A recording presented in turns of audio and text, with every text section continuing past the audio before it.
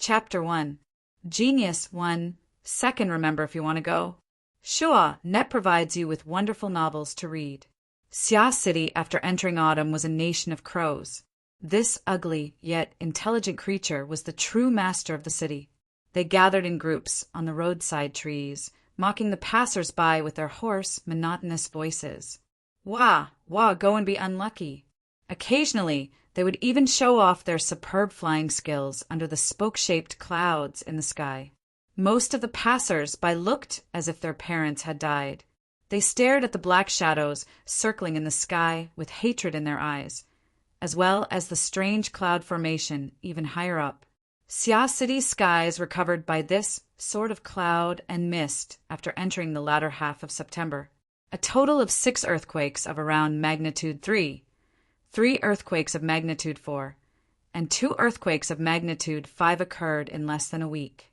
The magnitude and intensity of the earthquake had not yet reached the limit of the city's tolerance, but the fragile people's hearts were already shaken. More than half of the sound and electric waves shuttling through the air of Sia City were shouting with all their might. Earthquake clouds, earthquake clouds. In the era of civilization that was about to enter the 22nd century, this kind of folk science concept was openly spoken by various experts and scholars and appeared in the media. Luo Nen was more or less affected. When he got off the low-altitude bus with the black leather notebook that never left his side, the bracelet on his wrist vibrated. After the signal was connected, his aunt, Madame Luo Shuqing, said, "Let's go home tonight. Your uncle has already prepared dinner." Due to the frequent earthquakes in recent days, his aunt, who had allowed him to live independently, immediately tore up the agreement and repeatedly ordered him to go back to live with her so that he could take care of her. Luo Nen absolutely could not agree to this. He had painstakingly entered Acumen College. Wasn't it all for the sake of his days of independence and freedom? What's more, this was the most critical juncture. If they were delayed for even a day, who knew what the consequences would be? The problem was that Luo Nen had never been good with words. The reason he put forward didn't have the slightest bit of persuasiveness. The situation grew more and more rigid. He watched as his aunt reached out her hand from the phone and dragged him back. Luo Nen was having a headache when he received a message. He only skimmed through the gist of it before sighing inwardly at his good luck. He hastened to add more weight. Today I have to study. Tomorrow I have an interview with the society. Interview? Which club? The Mystical Arts Research Society. Mysticism. Luo Shuqing was a little suspicious. Soon she called out, "Moya, Moya." Not long after, a slightly hoarse voice joined the call. It had a unique, lazy tone. It was Luo Nan's older cousin, Moya, who had just graduated from Acumen College last year. The Mystic Arts Research Society. "I know," it said, "that they are very rich, and the people inside are very willful." Luo Shuqing couldn't stand her daughter's attitude and immediately reprimanded her. "Speak properly!" Moya laughed. "No matter how well you put it, your biological son isn't doing well either. It's only been a month since school started, and he's still in the interview. He's obviously not sociable. Acumen College is trying to merge East and West. Their Western way of thinking is very serious. There's no club life, and they first cut off their credits. As for entering a higher school and finding a teacher, the recommendation letter from the school definitely won't have anything good to say." The explanation of adding fuel to the fire instantly ignited yet another mother-daughter battle. The focus of the conflict shifted, and Luo Nan, who was over 100 kilometers away, was able to escape unscathed. Luo Nen had been standing in his living room for nearly half an hour at this time. The sky was already dark, and the living room lights automatically lit up, casting his figure into the window of the high-rise apartment across the street. Luo Nen issued an order, and the curtains automatically closed. But at this time, a black shadow passed through the closing curtains and landed on the open balcony. The shadow used its thick beak to push open the sliding door of the French window and swaggered inside with an indescribable ease. This uninvited fellow was a typical bald crow. Aside from the base of its ash-white beak, its entire body was jet black. It looked sturdy and robust, and it was a size larger than other crows of the same species. Under the soft light, its feathers fluctuated between deep black and deep blue. The crow paced a few steps in the room before flapping its wings and leaping onto the coffee table in the living room. Then it leaned its body forward, and a sealed glass test tube the size of a thumb slid out from its thick beak. It landed on the coffee table, and most of the tube was filled with white powder. The crow felt a lot more comfortable after spitting out the foreign substance in its throat. It cleared its throat in an ostentatious manner. Screech! Screech! Ink, shut up! The crow's cry was a disaster within this enclosed space. Luo Nan berated it and took the test tube to wash. Then he took out a strip of cooked meat he had prepared and stuffed it in its mouth. Crows were quite easy to talk to despite being called ink. They ate very elegantly. It even used its wings to signal to Luo Nan to pour a cup of water for it. Dinner had been laid out on the dining table to the side. It perfectly conformed to the monotonous craftsmanship of a home AI. The color, smell, and taste were lackluster, but the most important thing was that the portion was ample. It was no problem for 3 to 5 people to fill their stomachs. Luo Nan displayed a superhuman appetite, and his speed was extremely fast. He finished at the same time as Ink. After Ink ate and drank its fill, it drilled out the sliding door of the French window in a straightforward manner. It flapped its wings and flew away. Luo Nan tidied up the cups and saucers. He was just about to go to the study when his wristband vibrated once more. This time the one who contacted him was his older cousin, Emoya. She was carved out of the same mold as her mother. She also opened with a sentence. "How are you going to thank me this time?" Thanks, sis." Uft. You don't even know how to change things up. Emoya knew that Luo Nan's tongue was clumsy, so she didn't tease him any longer. She directly cut to the chase that Mystic Arts Research Society. Was it someone else's recommendation? Or did you take the initiative? I chose it myself. Do you know what kind of place it is? Luo Nan thought for a bit and gave a simple answer. It's half society and half research institute in nature. It's privately funded, and its strength is robust. It has an extremely high degree of autonomy compared to the school. Emoya sneered. It looks great, doesn't it? Luo Nan didn't know how to respond for a time. Emoya reminded him. That's a playground for the rich second generation. The core members form their own circle. They research a few bizarre things every day to pass the time. Students from ordinary families go there to do odd jobs. So it looks great, but it's only for that circle. It has nothing to do with academics or skills. Luo Nan interrupted Emoya's indoctrination. You can do experiments there. Emoya dragged out her tone and went, with a sigh. It looks like your experiments are getting more and more torturous. But bro, you should go to a physics or chemistry-related interest society to do experiments. Luo Nan responded calmly. Those societies require an internship period. I already obtained the relevant qualifications in middle school. There's no need for me to repeat my previous work. The Mystic Arts Research Society is fine? Yes. I've read the introduction. I've also looked at the school forum. That's the only society that can conduct independent and free experiments at the freshman stage. Plus, many of them involve the field of psychotropic drugs. It's just what I need. Emoya ridiculed him. Odd jobs can conduct free experiments. Maybe a skilled worker can. If the boss is an amateur, then that's even better. Emoya, who always had a sharp tongue, was actually choked by Luo Nan's words. She spoke several seconds later. All right then, Mr. Skilled Worker. I'll just remind you one thing. If you switch societies in Acumen College, you'll certainly be labeled as a misfit for the next 4 years. Oh no, you're a 10th grade student, so that makes it 8 years. You'll have plenty of time to regret it. Oh, Luo Nan's response made Amoya sneer. All right then. Now, let's talk about the issue of remuneration.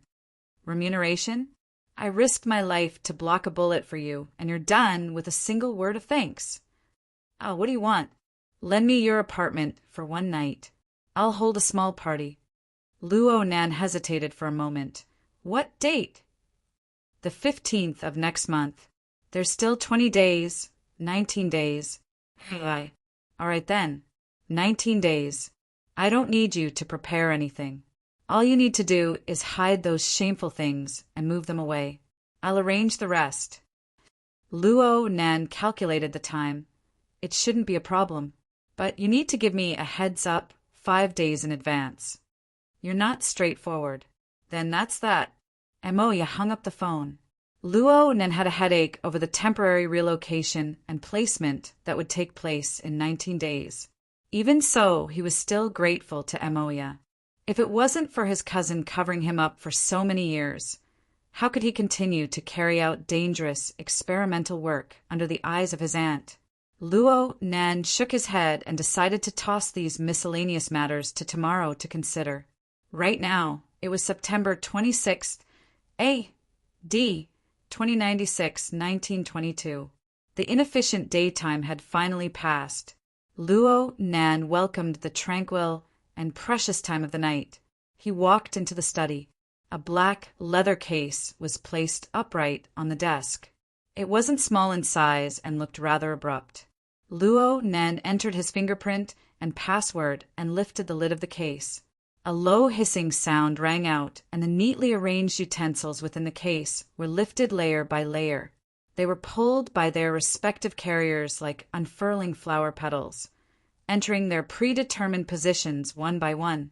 In an instant, the desk had transformed into a simple yet complete workbench. Luo Nan took out a portable medical cooler from the bookcase and placed it on the desk.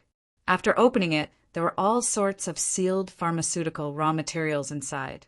After a series of tests confirmed that there were no mistakes, the white powder sent by ink was placed inside. Now all the materials and tools needed for tonight's work were prepared.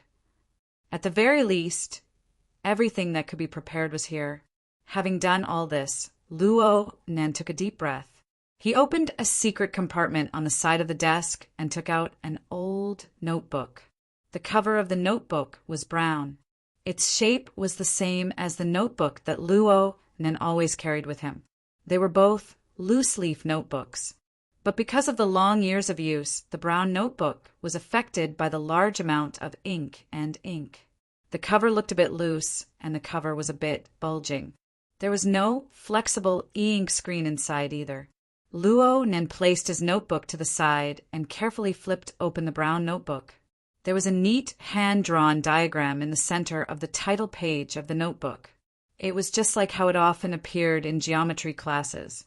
A triangular pyramid, or more accurately, a tetrahedron, and its inscribed sphere and circumscribed sphere formed a completely flawless diagram structure. Below this group of pictures, someone had written 4 short sentences in a messy handwriting. My heart is a prison. My heart is a furnace. My heart is a mirror. My heart is a nation. Luo Nan didn't dare to say that he could understand the true meaning of this diagram and these 16 words. However, every time he flipped to this page, he would observe and read it silently. All of his chaotic thoughts would settle down and his mind would naturally return to tranquility. Luo Nan paused on the title page for a few seconds before flipping to the back. He searched for the contents and keywords related to pharmaceutical preparations within the densely packed words and sentences. Then he immersed himself in pondering over these profound words and complex molecular formulas. Weakening, substitution, simplification. Grandpa, you help me out. Time quickly passed amidst his murmurs. The lights outside the window lit up and then went out. Luo Nan's attention was constantly moving back and forth between the notebook and the experimental apparatus in front of the workbench. He added all sorts of pharmaceutical ingredients according to the data in the notebook.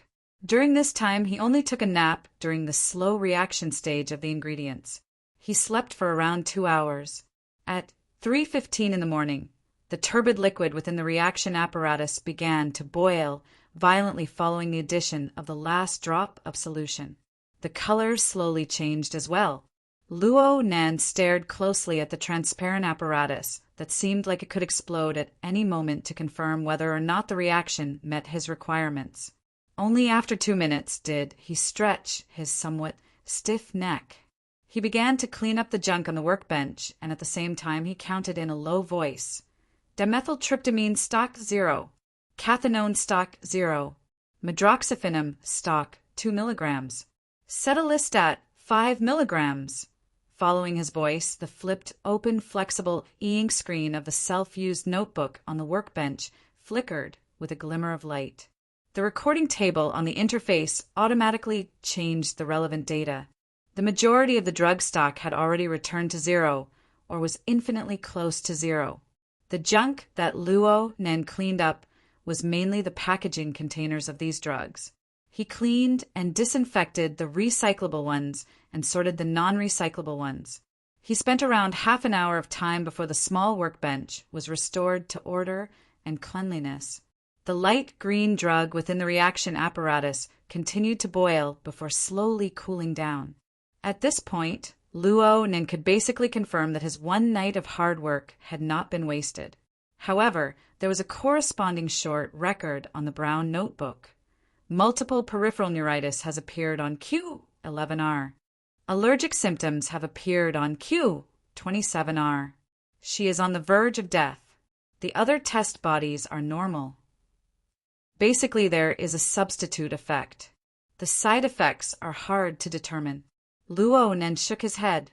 He estimated that there was still a bit of time left. He swiped the flexible screen and went online to the occult orb forum that he frequented. Though it was early in the morning, the night owls on the forum were still engaged in a lively debate. The center of the debate was none other than Xia City. Recently, Xia City's bizarre earthquake period had set off wave after wave of climaxes on this forum that was filled with mysticism.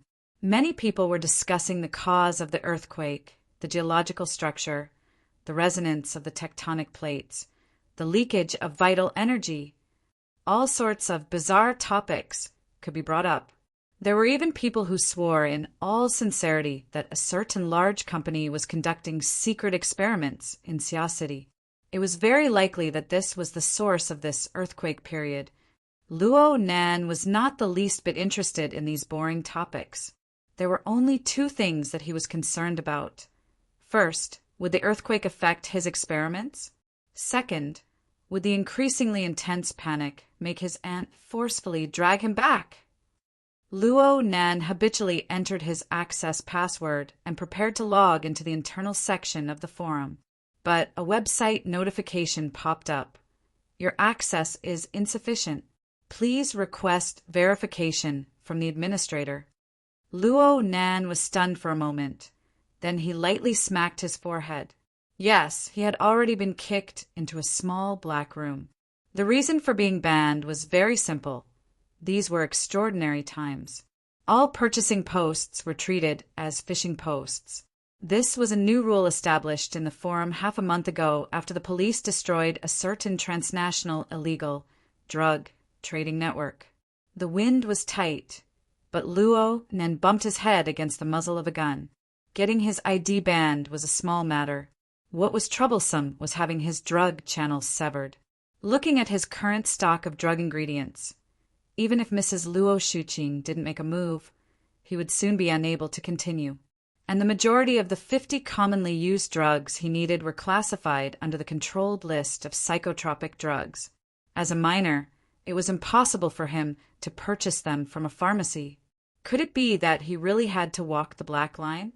Admittedly, this channel of the Secret Star Forum was illegal, but the source of goods was quite reliable. Many of the goods were additional transactions from manufacturers. They were used to evade the strict control of psychotropic drugs. They could barely be considered within the scope of business. As for the black line, the quality of the test products that Inc. brought over today was passable. But the goods on this line were directed towards serious crimes. The upstream and downstream had close connections with gangs. Frankly speaking, they were a gang of drug dealers.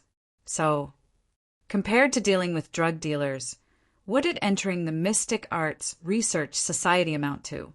He didn't expect to be able to gather all the raw materials from the society. As long as he could find a new evolutionary channel, then he would make a profit. Finally, the liquid within the reaction vessel stopped boiling, and it rapidly cooled down. Luo Nand immediately collected all of his distracting thoughts and opened the valve. He let the drug flow into the needleless syringe that he had prepared earlier. Then he injected the massive amount of psychotropic drug mixture into the blood vessels of his upper arm. His expression didn't change in the slightest from beginning to end. Next, Luo Nan meticulously cleaned the experimental apparatus.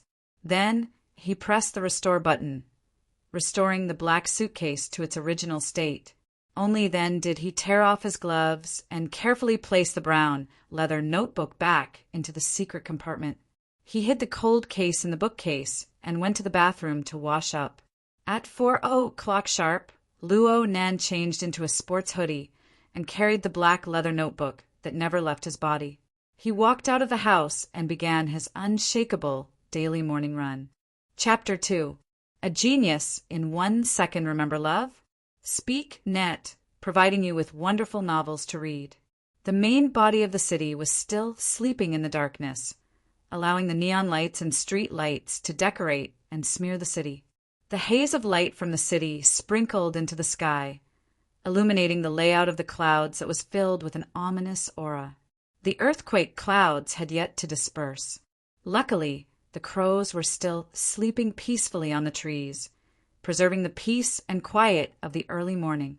Ink sensed something from atop a large tree near a high-rise apartment building. It opened its eyes and watched Luo Nen run under the tree. It then closed its eyes and dozed off. In a giant metropolitan area like Xia City, there were magnetic rails, overhead bridges, green corridors, and self-propelled conveyor belts that connected the tall buildings to and fro. It was like a dense forest that was entwined by leaves and vines. Luo Nen was like a tiny bug. He swallowed the morning dew and trudged forward step by step within the forest. His lips and teeth slightly opened and closed. His throat, mouth, and nose vibrated to the fullest, emitting a sound. It sounded like the buzzing of an insect flapping its wings. Actually, Luo Nen had repeated the words, "My heart is a prison, my heart is a furnace. My heart calls for a mirror, my heart calls for a nation." It was only because the syllables were connected and shortened, and it was mixed together with the rhythm of his breathing that this strange sound was formed. Occasionally, there were people who got up for their morning jogs. They passed by him and were confused by the sound. They turned their heads to size him up. Luo Nen focused on moving forward from beginning to end. His speed and rhythm were all maintained in a relatively stable range. Luo Nan continued to train for an hour before he turned onto a self-propelled conveyor belt to cross the wide space between two tall buildings. This was the designated rest stop. His exercise was suspended, but his chanting continued without end. His breathing was quite smooth. The long period of resonating and chanting resulted in a lack of oxygen, causing his cranial cavity to faintly swell. But compared to the effects of the drug that was gradually accumulating and spreading, this was child's play. The psychotropic drug components contained within the drug he injected before leaving the house were displaying their effects, one after another. In reality, any normal person, including a drug addict of many years, would instantly lose their life in the shortest amount of time after injecting such a high-purity psychotropic drug component into their nervous system through intravenous injection. However, Luo Nan's external appearance was no different from that of a normal person after nearly 2,000 times of gradual deepening and unceasingly adjusting his tolerance process. But the structure of his internal nervous system had already undergone subtle and profound changes. He was still alive, and he was earnestly sensing the changes in his body. More than 20 types of psychotropic drugs broke through the barrier of the blood-brain barrier.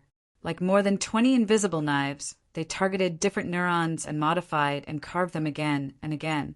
This kind of sculpting was destined to be rough and violent. The brain itself did not feel pain, but under the effect of drugs, it secreted dozens of neurotransmitters such as dopamine, norepinephrine, glutamate, and vasopressin. They released information like a tide, and through the conduction of neurons, they acted on every piece of skin, every organ, and every corner of the body. It was impossible to describe what kind of feeling it was. Luo Nen didn't want to describe it either. It could only be said that this was much better than the initial spasms of limbs, incontinence of urine and feces, and even heart and lung failure. To change the basic structure of the human body that had been passed down for thousands of generations in just a few short years, there was bound to be a price to pay. Luo Nen had long since become calm in his heart. He closed his eyes and concentrated more on chanting and breathing. Luo Nan's chanting breathing technique was inherited from his grandfather. Nominally, it was an aid to the sculpting of drugs. But how could a humans will control changes on the cellular and molecular level?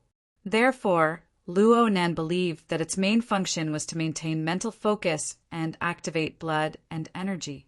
In addition, it was a visualization that had the color of mysticism. Luo Nan closed his eyes. The tetrahedron diagram, corresponding to the 16-word incantation, as well as its inscribed and circumscribed spheres, all appeared clearly in his mind. They revolved around the center, rotating layer by layer. It was as if they were right before his eyes. Luo Nen opened his eyes approximately 10 seconds later and let out a long sigh. The visualization diagram revolved smoothly. Everything was fine. Luo Nen had only traveled half the distance on the automatic conveyor belt. He relaxed his mind and sized up the early morning city. There was a nightclub street of Xia City not too far away. Many people said that life in Xia City only completely opened up at midnight. Morning was the lingering charm. As for the daytime, it was merely the charging phase of machinery. Within this enormous and crowded city, every cluster of lights was a playground for people to release their pleasure. The most flourishing nightclub district was especially so. There was a group of men and women under the neon lights. Their clothes were disheveled as they came out of a nightclub. All of them were staggering. Just because the people in front were a bit slower, the car behind them crashed into the car in front. They rolled into a messy ball like a wriggling fatworm. They couldn't get up no matter how hard they tried. They didn't get angry. They just pushed each other over there. They laughed and giggled. It was clear that they had experienced a night of partying. They had exhausted all their strength. Only the excessive secretion of dopamine continued to transmit between their neurons. They were this casual and unrestrained. It was as if they were saying, "Look, this is the life that young people should have." A luxurious flying car with no one driving, it glided across the street amidst the chaos. It stopped at the side, and the classic butterfly door opened handsomely. A rather tall man finally emerged from the wriggling human body. He struggled to crawl up. During this time, he practically kissed all the women around him. He grabbed a long-legged woman next to him amidst the laughter and curses of his companions. He half-dragged, half-carried her to the car. The neon lights of the nightclub street just so happened to illuminate the man's face clearly and clearly. Luo Nen just happened to recognize him. So it's him. He can be considered a good specimen. Luo Nan's mind stirred. He observed these men and women even more seriously. Half a minute later, the loose-leaf notebook that never left his body displayed its use. He used an electronic pen to quickly draw a general outline of the area on the flexible e-ink screen. The self-driving conveyor belt carried Luo Nan for 75 seconds. Excluding the previous consumption, Luo Nan's pen only formed a messy and crisscrossed draft of lines in the remaining few dozen seconds. He didn't have any intentions of continuing. He waited for the conveyor belt to reach its end before putting away his pen. He swept a glance below and directly left. When he turned his head, he saw the man who had triggered the idea of drawing. He didn't know how, but he actually noticed his existence. The man raised his head and looked over in a stupefied manner. The gazes of the two intersected in the void. Luo Nen didn't take it to heart. He continued to chant the continuous syllables, forming the vibrating sound of an insect flapping its wings. He continued his morning run. As for the noise that came from afar, it was naturally filtered out. Xie Junping felt that he was about to go crazy.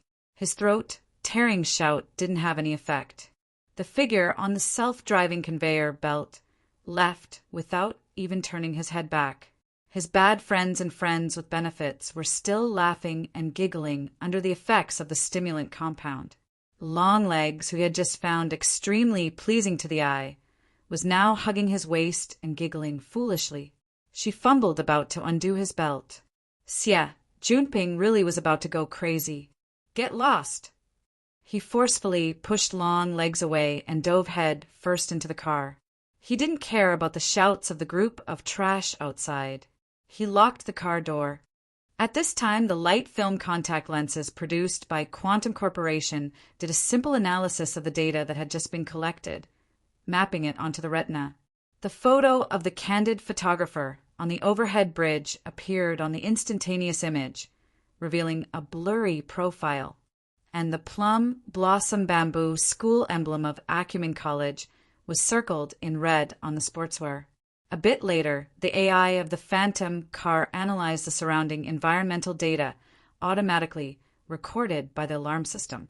The results of the analysis were transmitted back one by one. This was much clearer than the photo taken in an emergency, but there was no fluke to speak of in the results. When Xie Junping saw the hooded, candid photographer holding a notebook in his hand, writing and drawing, he smashed his fist on the steering wheel. The flying car honked. The idiot outside, who was knocking on the window, was so startled that he leaned back. The flying car had already started up in a flash before his, but hit the ground, whistling away. I've been seen. I've been seen. Xie Junping fiercely smacked his skull. If this was a different time and place, a rich young master who was good at socializing would have some problems in his private life. But the current situation was different. According to the arrangements of the society, he should be in the satellite city of Mangzhong right now. He should be in charge of a post-disaster charity donation activity. Last night, he really was in Mangzhong. But for the sake of participating in the carnival party, he left the team and snuck out. He drove several hundred kilometers back to Xia City. Originally, he wanted to immediately return after the party ended. Who would have thought that he would be caught red-handed by a student of his school? Right now, he was striving for the senior medal of the Honor Society. He was also attempting to take a step forward in the student council. He was currently at the crucial stage of establishing his status in the circle.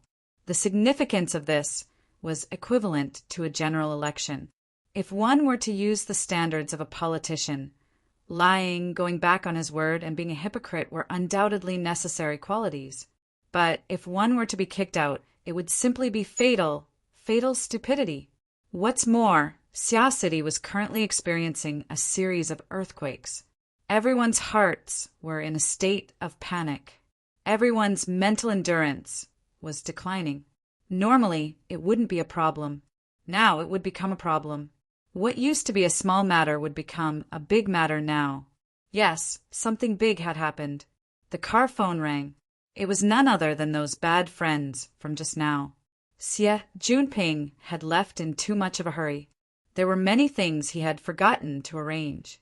He hastily picked up, but before he could say anything, Lian Yu's indistinct cursing voice could be heard. Xie Junping, you bastard! The strange laughter of those bad friends was heard in the background. Xie Junping closed his eyes. That's right. He actually forgot. Lian Yu, this slut who wanted to undo his belt, actually had a master. Her real boyfriend was also a member of the Honor Society. F***CK. Xie Junping pounded the steering wheel once more. The force was so great that even the car's AI gave him a warning. But after he vented this time, he finally recovered some clarity from his hangover and panic. Calm down. I have to calm down. As long as I don't immediately expose myself on the internet, there will always be a chance to redeem myself. He did his best to maintain a calm tone. He whispered, Lianyu, go wash your face right now. I have something to tell you. Lianyu is still drunk. Xie Junping, you bastard. Go wash your face. Now. Xie Junping roared loudly. He hated that he couldn't shatter the car phone. The wrath of the Son of Heaven will lay 1,000,000 corpses. If a warrior is angry, blood will flow 5 steps away. However, the other side just hung up the phone without hesitation. Xie Junping could only smash his head to the ground in the wrath of an ordinary man. Xie Junping slapped his head on the steering wheel and forced himself to calm down. He actually knew himself quite well. He knew that he was more or less an ordinary man. His intelligence and ability were average. He only had his family's connections to back him up. At most, he had a bit of social skills. However, he was able to walk to this step-in acumen college where experts were as common as clouds. How did he do it? It was nothing more than being a qualified boss. He gave the appropriate remuneration and left professional matters to professionals to do. F***CK, professional. Xie Junping slapped the steering wheel again. Why the hell was he entangled with this woman Lianyu? Apart from hooking up with men, where did she display her professional accomplishments? Once his train of thought became clear, he immediately threw Lianyu to the back of his mind. He dialed another number. The standby ringtone was an extremely gentle female voice. Hello, the Hidden Indigo firm is at your service. Every day before 9 o'clock and after 17 o'clock on weekdays, as well as all days off and holidays, all services will be calculated as overtime fees. This notice is hereby given. Thank you for your cooperation. Xie Junping rolled his eyes. After a moment, a clear and lively voice that was completely different from the voice from before rang out. Long time no see. Hello, sheep. Xie Junping was instantly defeated by this form of address. He wanted to retort but didn't have the confidence. He could only grit his teeth and say, "Inging right? Good morning. Is Boss Wu not here?" Huh. Are you sure you want to see the boss? No. It's good that I'm looking for you. Xie Junping fiercely slapped his forehead. He really had drunk himself silly today. Why was he getting angry with this crazy lass? That's right. If you have something to say, it's the same as saying it to me. In any case, no matter who it is, they're going to rip you off. Ha! Xie Junping wanted to eat the car computer, but now wasn't the time to bicker. He could only get straight to the point. Today I've attracted a bit of trouble. I need your help to deal with it. He used the fastest speed to describe what had happened earlier. At the same time, he also sent over the captured photos and videos for further analysis. Ying quickly replied, "Secretly taking pictures? Should I admire your imagination?" Not secretly taking pictures, standing on a moving conveyor belt, waiting for you to come out from the nightclub, and then taking pictures. Xie Junping was momentarily stumped. Although it was a fierce rebuttal, there was no need to doubt the professionalism of the Hidden Indigo. Approximately half a minute later, Ying reported the coordinates of a location. No matter what, let's do a verification first. Not taking into account complicated factors. If that person is just passing by, then he should be the early morning jogger type. Today isn't a holiday, so his destination is very likely Acumen College. You go here and wait. Xie Junping felt that this was very reasonable. The flying car immediately changed directions and cut into another magnetic track, increasing its speed once again. Approximately 5 minutes later, he drove the car to the location Ying had indicated. This was a pedestrian viaduct located within the high-tech research and development area. The environment was very good, and it was also one of the main nodes leading to the academy. It was very hard for morning joggers to refuse this route. The flying car stopped at the northern end of the viaduct. Afterwards, All they had to do was wait. Xie Junping couldn't help but be restless and impatient. And at this time, a formatted chart appeared on his retina. It was a personal data extracted from Acumen College's database. The electronic photo showed a very quiet and introverted youth. He could be considered handsome, but there was no smile on his face. Chapter 3. Genius in 1 second. Remember, love go. Speak Net, providing you with wonderful novels to read. This is the photo stealer that you spoke of. Ying simply analyzed the data. Luo Nan, 16 years old. He entered Acumen College on the 1st of September this year. His enrollment results were average. The evaluations given by his elementary and middle school teachers weren't anything special. He appeared to be very ordinary. Xie Junping was only concerned about one thing. In other words, it's unlikely that he's a paparazzi or something like that. Ying didn't respond directly. She continued to analyze the data. What's worth noting is that his aunt was written as his guardian. As for his parents, I looked it up. His mother passed away due to a difficult birth. His father went missing a long time ago. Strange. Is there still such a thing as a difficult birth? You mean, the environment in which he grew up is quite special. His personality might be a bit eccentric. We need to observe him further. Right now, release your vehicle privileges and turn on the surveillance system. I want to observe him at the same time. Xie Junping immediately did as he was told. Not long after synchronizing the data, Luo Nan's jogging figure appeared at the top of the viaduct. The sky was only slightly bright right now. The figure in the distance was extremely blurry. Luckily, the phantom flying car surveillance system had undergone professional modifications. It possessed strong detection and anti-detection capabilities. Xie Junping was able to discover that he was being photo stealer because of the automatic warning from the car's AI. Xie Junping observed each and every movement of the photo stealer through the surveillance system, but he wasn't able to see anything for a while.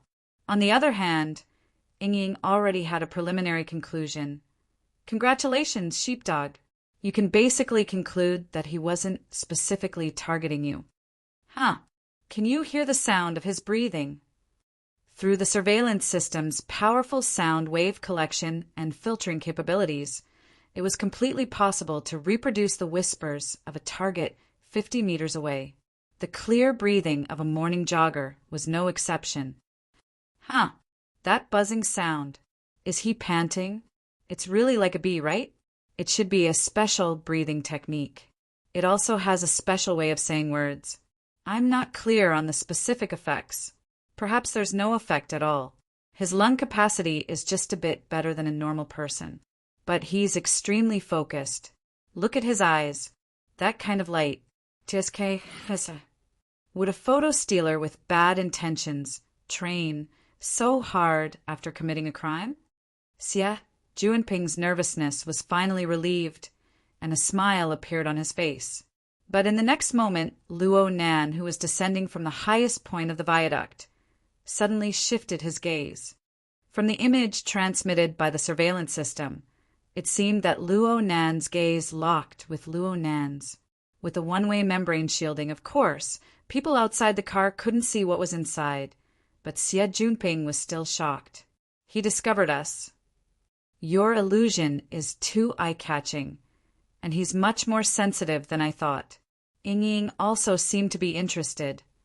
He must have sensed it, but his expression didn't change. He's not someone who shows his emotions. These kinds of people usually had a lot of ideas and were more scheming. However, he was able to maintain his focus, which meant that his willpower was above average. By the way, speaking of willpower, I just made a very interesting discovery. Do you want to hear it? Xie Junping watched Luo Nan approach step by step. He was at a loss as to how to respond. How could he have the leisure to listen to this? But Ying didn't care about him. According to the school's information, Luo Nan's home address is in the River Wu District's Blue Bay community. The straight line distance from Acumen College is close to 40 kilometers. Of course, it wouldn't be far if he took the low-altitude public transport or the subway. But running here would be a marathon a day. According to his lung capacity, breathing method, and muscle structure, running every time would be equivalent to peeling off a layer of skin. If he were to do this every day, oh my God, he's really masochistic. Holy crap! Xie Junping felt his scalp go numb just thinking about the consumption. Ying continued her analysis. Judging from the above situation, he wouldn't normally be the impulsive type. He wouldn't make a hasty decision under unclear circumstances. But if you give him a bad impression or make him feel threatened, the consequences will be hard to predict. Get out of the car now. Huh? Don't tell me you came over just to watch him run? Come on, isn't this clearly showing that you have thoughts towards him? Hurry up and get out of the car. Talk to him. Don't you always call yourself a socialite? Or does it only have the sheep's mouth attribute? Xie Junping clearly knew that she was goading him, but there was no man who would be willing to slap his own face in front of a woman. Xie Junping took a deep breath and slapped his face. He did his best to sober up a bit from his hangover. Only then did he open the butterfly door of his illusion and step out. This time he really was face to face with Luo Nan. The two were separated by approximately 40 meters. Xie Junping brought out the demeanor he had during the student council election. He waved his hand at Luo Nan from afar, greeting him. Ying's voice seemed to ring out from the depths of his brain through the built-in headphones. Excellent. You're acting like a dog. Pay attention. Don't put on that stinking air. Your current image is that of a shameless and degenerate, but you can still be considered a straightforward playboy. Also, you need to be a bit more honest. He's much smarter than you think. Xie Junping really felt like he had returned to the time of the election. He was also under the guidance of his aide step by step, managing his image in front of the voters. Luckily, Ying's request wasn't difficult. It was practically his own performance. He saw Luo Nan slow down in front of him. Luo Nan's eyes looked straight at him. Luo Nan's expression didn't change much, nor did he have any intention of responding. It was hard to fathom. Xie Junping decided to take the initiative to attack. He walked a few steps forward. Student, I'm sorry. I want to talk to you. The distance between the two was less than 10 meters. Luo Nan nodded in greeting. Senior Xie. Xie Junping's heart suddenly skipped a beat. He asked reflexively, "You know me?" Ying's dissatisfied voice rang out. "What are you panicking for?"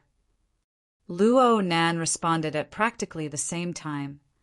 Number 24. I participated in the Society Recommendation Counseling Session hosted by Senior. All right, there really was such a thing. Xie Junping cursed himself for being a good-for-nothing. He rearranged his words and asked despite knowing the answer. What's your name, Junior? Luo Nan. Okay, Junior Luo Nan. I'm very sorry to disturb your morning run. However, there's something I need your help with. Yes, it's that embarrassing matter just now. I can't be seen too much right now. Let's talk in the car?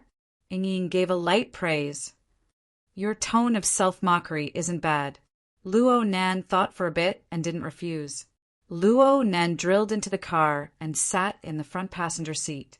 He placed his notebook on his knees and sat upright. He looked just like an honest student who conformed to the rules. Xie Junping saw that Luo Nan was quite cooperative. He let out a secret sigh and sat back in the car. He followed Ying's instructions and didn't close the car door to avoid the psychological suggestion brought about by the enclosed space. He took out a bottle of energy drink from the mini fridge in the back seat and handed it over.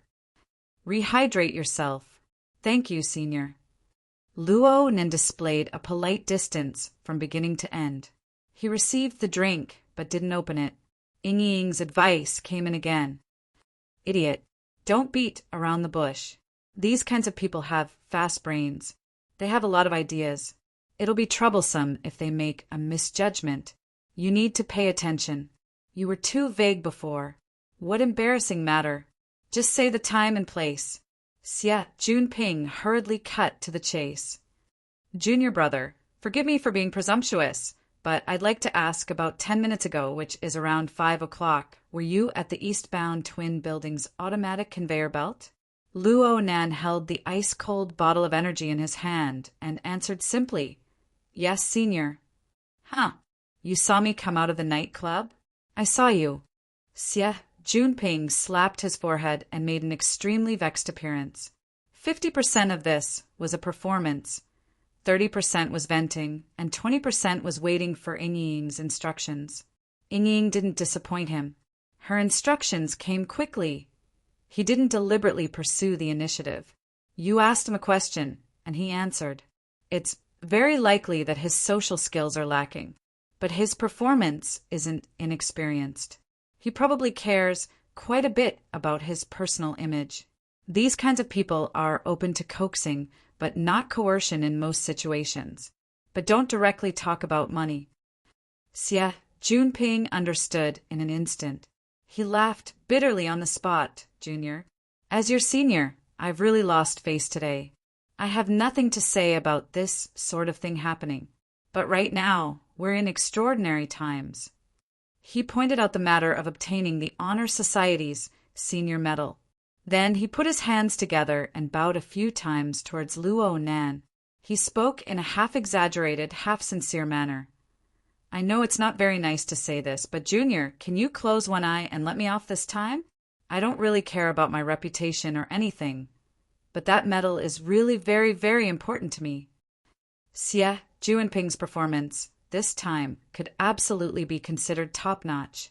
His attitude was very low, and his face had a bit of a playboy's cheap smile. It highlighted his thick skin, and it indirectly dispelled some of the seriousness of the situation.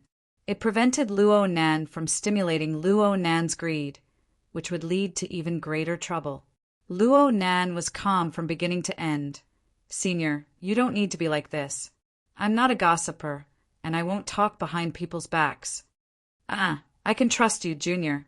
But this is the information age. Photos, videos, and the like aren't very safe. I didn't take a photo. I just felt that the scene was a bit special, so I drew a sketch at the last minute as a souvenir. Luo Nan unfolded his notebook as he spoke, lighting up the flexible e-ink screen to show Xie Junping his work from just now. Xie Junping felt a bit relieved when he saw the fuzzy lines and shadows. Ying suddenly spoke, just as he was about to speak again. Lend me the notebook. Ying spoke too quickly. Xie Junping practically heard the word snatch. He immediately broke into a cold sweat. Xie Junping was stupefied for 2 seconds before he thought of an excuse. Junior, it seems inconvenient to carry this notebook around all day. Is there a special use for it? Xie Junping spoke the truth. Luo Nan's loose-leaf notebook was made by binding the flexible screen and traditional paper together. With the flexible screen, traditional pages didn't seem to be of much use. And if he were to use traditional pages, the flexible screen would also be a burden. He extended his hand as he spoke, adopting a curious and probing appearance. Actually, he was a bit apprehensive in his heart. He was afraid that Luo Nan would get angry and cause side issues. Luo Nan was quite magnanimous. He handed the loose-leaf notebook to Xie Junping. This kind of notebook was very popular during World War III. This was because during the chaos of war or in the desolate countryside, there were no ubiquitous charging facilities. It was very easy for electronic products to turn into scrap. Traditional pen and paper were more reliable than electronic products during these times. And when logistics were plentiful, efficiency could be rapidly increased. The flexible screen could be swapped at any time. The cost wasn't high either. A product from World War III. It's been a few decades and it's still been released? Luo Nan smiled. This caused the contours of his face to become even gentler. My grandfather loved this kind of notebook the most back in the day. He once bought over 1,000 of them in one go. I'm using one of them right now. and my grandfather made at least several hundred similar notebooks. Every single one of them was filled to the brim, but I can't see the majority of them right now. Wow, so it's an antique. Xie Junping casually flipped through it. He saw that the majority of the notebook was still blank. Only a few pages had a few formulas, numbers, and diagrams written on them. It looked like they were casually jotted down. Xie Junping couldn't make out their origins in a short amount of time. Xie Junping's attention was mainly on the flexible screen. The drawing software was still active right now. He swiped his finger, switching through page after page. He asked in passing, the flexible screen was also from 50 years ago? This drawing software looked quite unfamiliar. No, I bought it later. Xie Junping didn't need Ying's reminder, for he could hear signs of Luo Nan changing his words at the last minute. But soon he was attracted by the images one by one. In browsing mode, Xie Junping saw many images that were similar to his previous image. There were images both inside and outside the campus. In classrooms, on the streets, there were even images of some bars, nightclubs, and party scenes. These images were laid out one after another, displaying the rich images of all living beings. Xie Junping was a bit stupefied. As a well-educated, rich second generation, he still had a bit of a basic appreciation level. Though each and every one of these sketches were rather sloppy, and some didn't even have any backgrounds drawn, Xie Junping was very familiar with these places. He could always see through the curves of the human figures on the sketches to understand what place was depicted in the end, what scene, and what person. The last one was too exaggerated. What he meant was that he could see the intense body language of the human figures depicted by the outlines of the lines in the sketches. Speaking a bit mysteriously, he could see concentration, excitement, dejection, and madness from the sketches. Those rough lines depicted the atmosphere of the scene in the pictures. They depicted the emotions of the people in the pictures, and even the attitudes of each person. Luo Nan used the digital pen to outline the lines. They clearly had a sharp feeling of tearing apart the surface of the picture. They pointed directly at a certain truth hidden deep within the human heart. Xie Junping inexplicably sweated from seeing this. Holy crap! Did I just discover a new Picasso? Xie Junping flipped to the last page and saw the sketch with him as the model. Xie Junping was actually a bit stupefied until Ying's voice woke him up. He was clearly quite excited when he talked about the notebook and the topic of his grandfather. I just looked up some information and found some very interesting things. Idiot. Flip a few more pages. You've been stupefied for too long. Be careful not to be misunderstood. You're the one talking to me.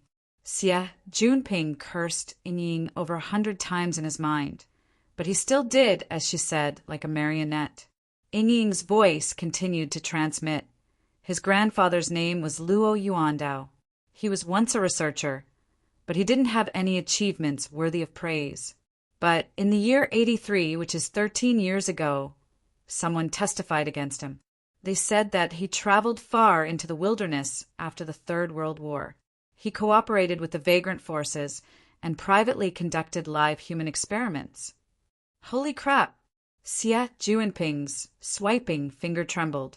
Perhaps he was feeling guilty, but he kept feeling that Luo Nan was staring at him. But now wasn't the right time to talk. He could only brace himself and press on. Chapter 4. Genius 1. Second, remember if you want to go. Talk. Net provides you with wonderful novels to read. Of course, human experimentation wasn't a good word. Love, go, small, say, netka, but in the present age, the word vagrant was even worse. In the year 2044, the Third World War broke out.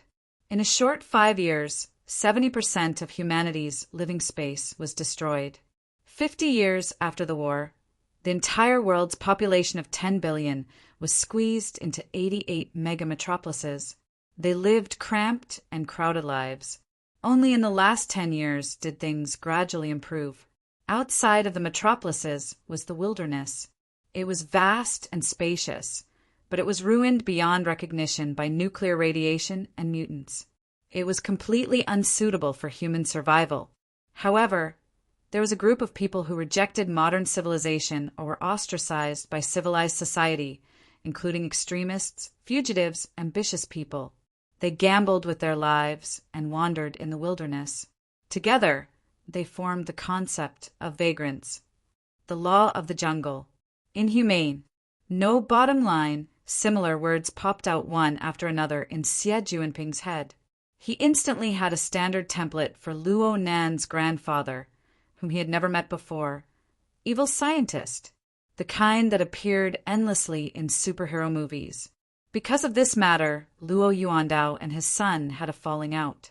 His son, Luo Zhongheng, Luo Nan's father, suddenly left home and disappeared. There has been no news of him to this day. Luo Yuandao himself suffered from severe schizophrenia. He was hospitalized for a long time, but his condition worsened recently. He won't live for more than a few days. Xie Jinping's teeth ached from hearing this. He didn't care about anything else. He was just worried that Luo Nan would inherit some bad habits or have a warped personality in this environment. Ying's tone took a turn at this time. However, this isn't the most interesting part. In the academic world, Luo Yuandao is a nameless person aside from that accusation. But there is another person related to him who is extremely famous. Yan Hong. You must know of him. Xie Jinping nodded subconsciously. Of course he knew. Yan Hong was a famous professor of Acumen College a few years ago.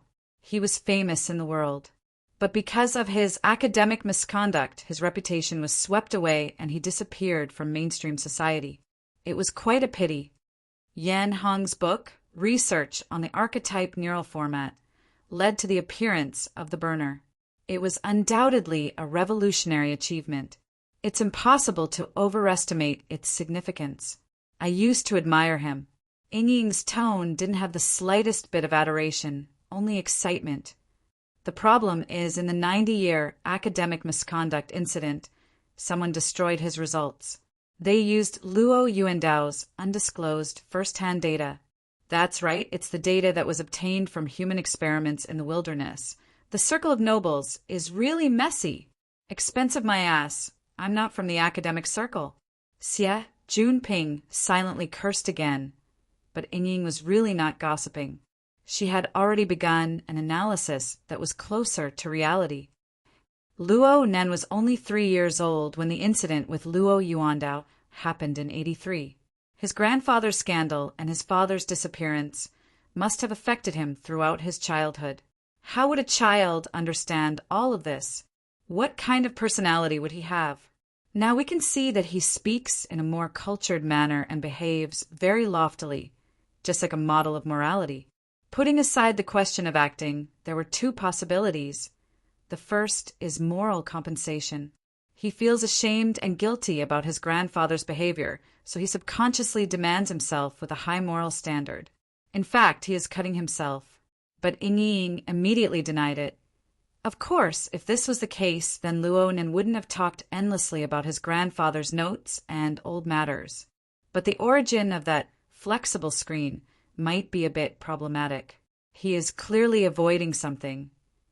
Ying didn't continue explaining. She directly jumped to the second topic. The other is his moral mission.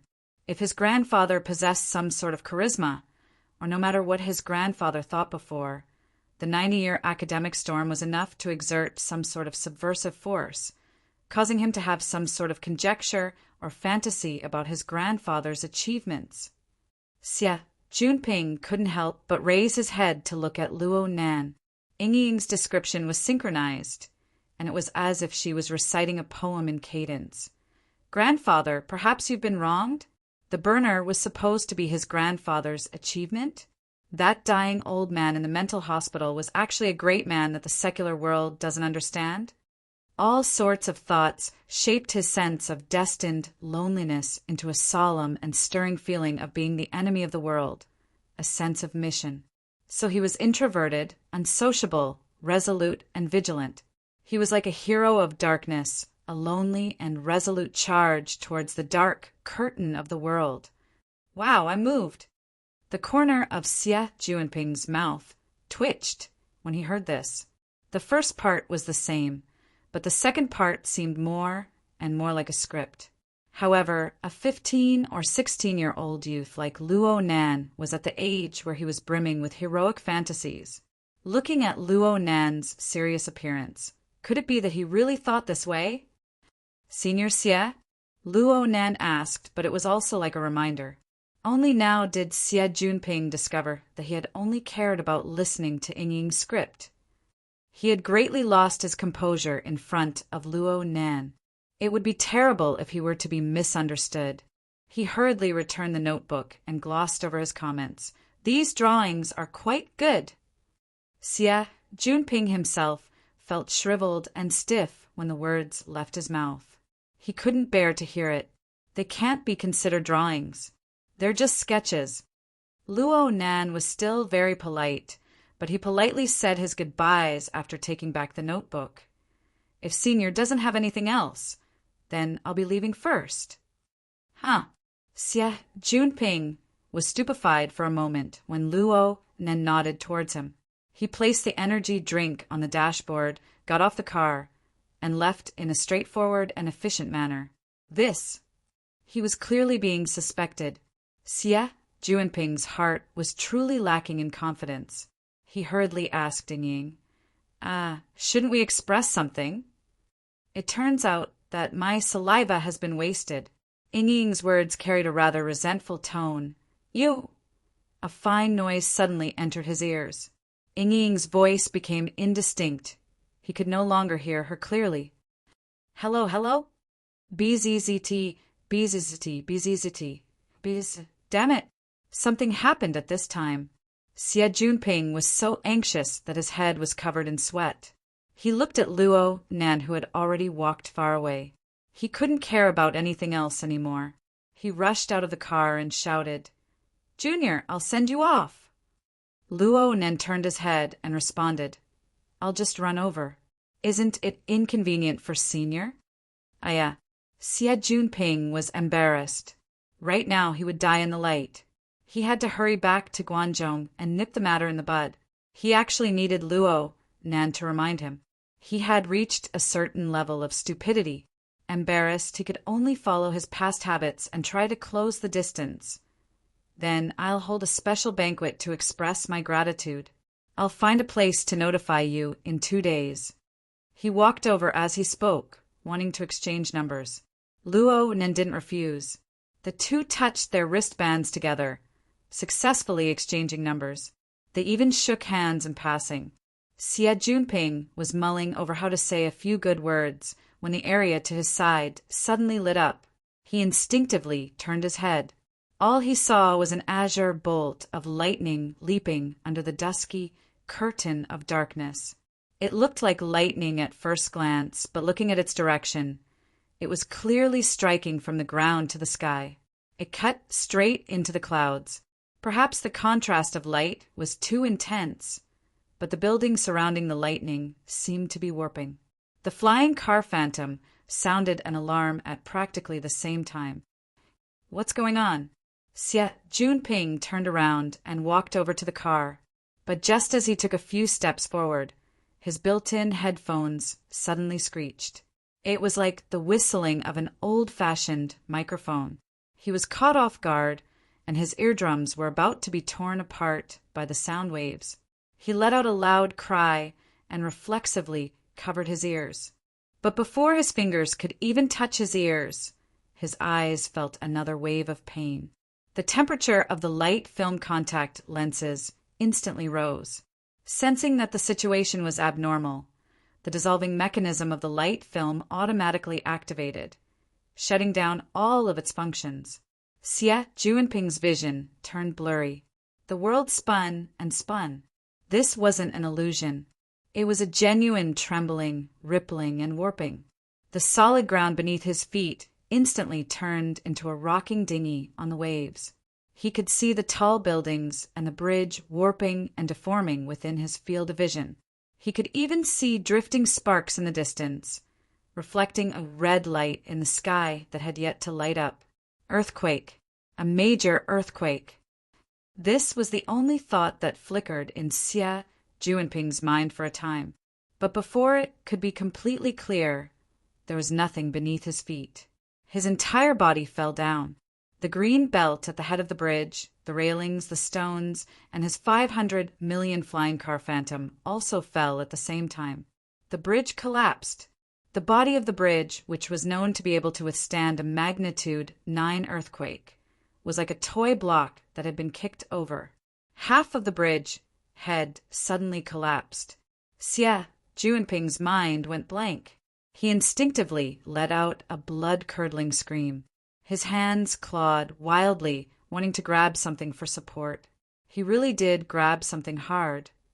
A piece of rubble that had fallen at the same time as him. Holding this thing in his hands had no meaning other than increasing his weight. Xie Juanping's eyeballs nearly popped out. Then his field of vision spun. Ah! The blood-curdling scream had just begun when he felt a sharp pain in his shoulder joint, followed by his wrist. A great force ran through his entire body. The direction in which he was falling seemed to have changed in an instant. His entire body swayed violently. Ah! Xie Juanping let out a blood-curdling scream. His voice was high-pitched and his tears were flowing. Right now the falling bridge body had already collided with the buildings below. A muffled explosion rang out and smoke and dust rose. There were also the startled cries of the passers-by. The situation was chaotic to the extreme. "Shut up!" A deep and low voice broke through the interference of the noise and entered Xie Juanping's ears. Xie Juanping let out 2 more cries out of habit. Then he suddenly came to his senses. He fiercely shuddered and raised his head. He saw Luo Nan's face and half of his chest protruding out of the bridge. Of course, the most important thing was the arm that Luo Nan stretched out with all his might. It was slender and long. It wasn't thick and sturdy, but Luo Nan had forcefully snatched Xie Juanping out from under the giant scythe of the Grim Reaper. They were still wrestling. It was unknown whether Xie Juanping was lucky or unlucky. The impact that the viaduct withstood was extremely excessive, though the body of the bridge body was already severely deformed. Only a portion of the area at the edge of the bridge head had fractured. It just so happened to encircle Xie Juanping within. Luo Nan, who was only 5 steps away from Xie Juanping, was safe and sound. But it was precisely because of this that Luo Nan was able to rush up in time to grab Xie Juanping's arm. Xie Juanping didn't fall into a meat patty. The matter was not over yet. Luo Nan had grabbed him, but his strength was clearly lacking. It was very hard to exert more strength to lift Xie Juanping up. The deadliest thing was that the bridge head had formed an inclined surface when it collapsed. Though the angle was small, Luo Nan was actually slowly sliding down under these circumstances. There was nothing in the surroundings that he could borrow strength from. The feeling of having one's life come to an end was absolutely unpleasant. Xie Juanping strove to grab onto something, but his hands and feet struggled. Luo Nan's fingers that were clasping onto Xie Juanping's wrist slid away by a hair's breadth. Xie Juanping's body fell down. He was so frightened that he screamed and struggled. Luo Nan's expression was very ugly. He spoke with difficulty. "Don't move. Grab onto my hand." Xie Juanping's mind was already blinded by fear. How could he listen? He continued to struggle. "Do you want to die?" An angry roar pierced into his ears, causing Xie Juanping to fiercely quiver. He raised his head and just happened to see Luo Nan's eyes. Ying had mentioned before that Luo Nan's eyes were suffused with light when he was training.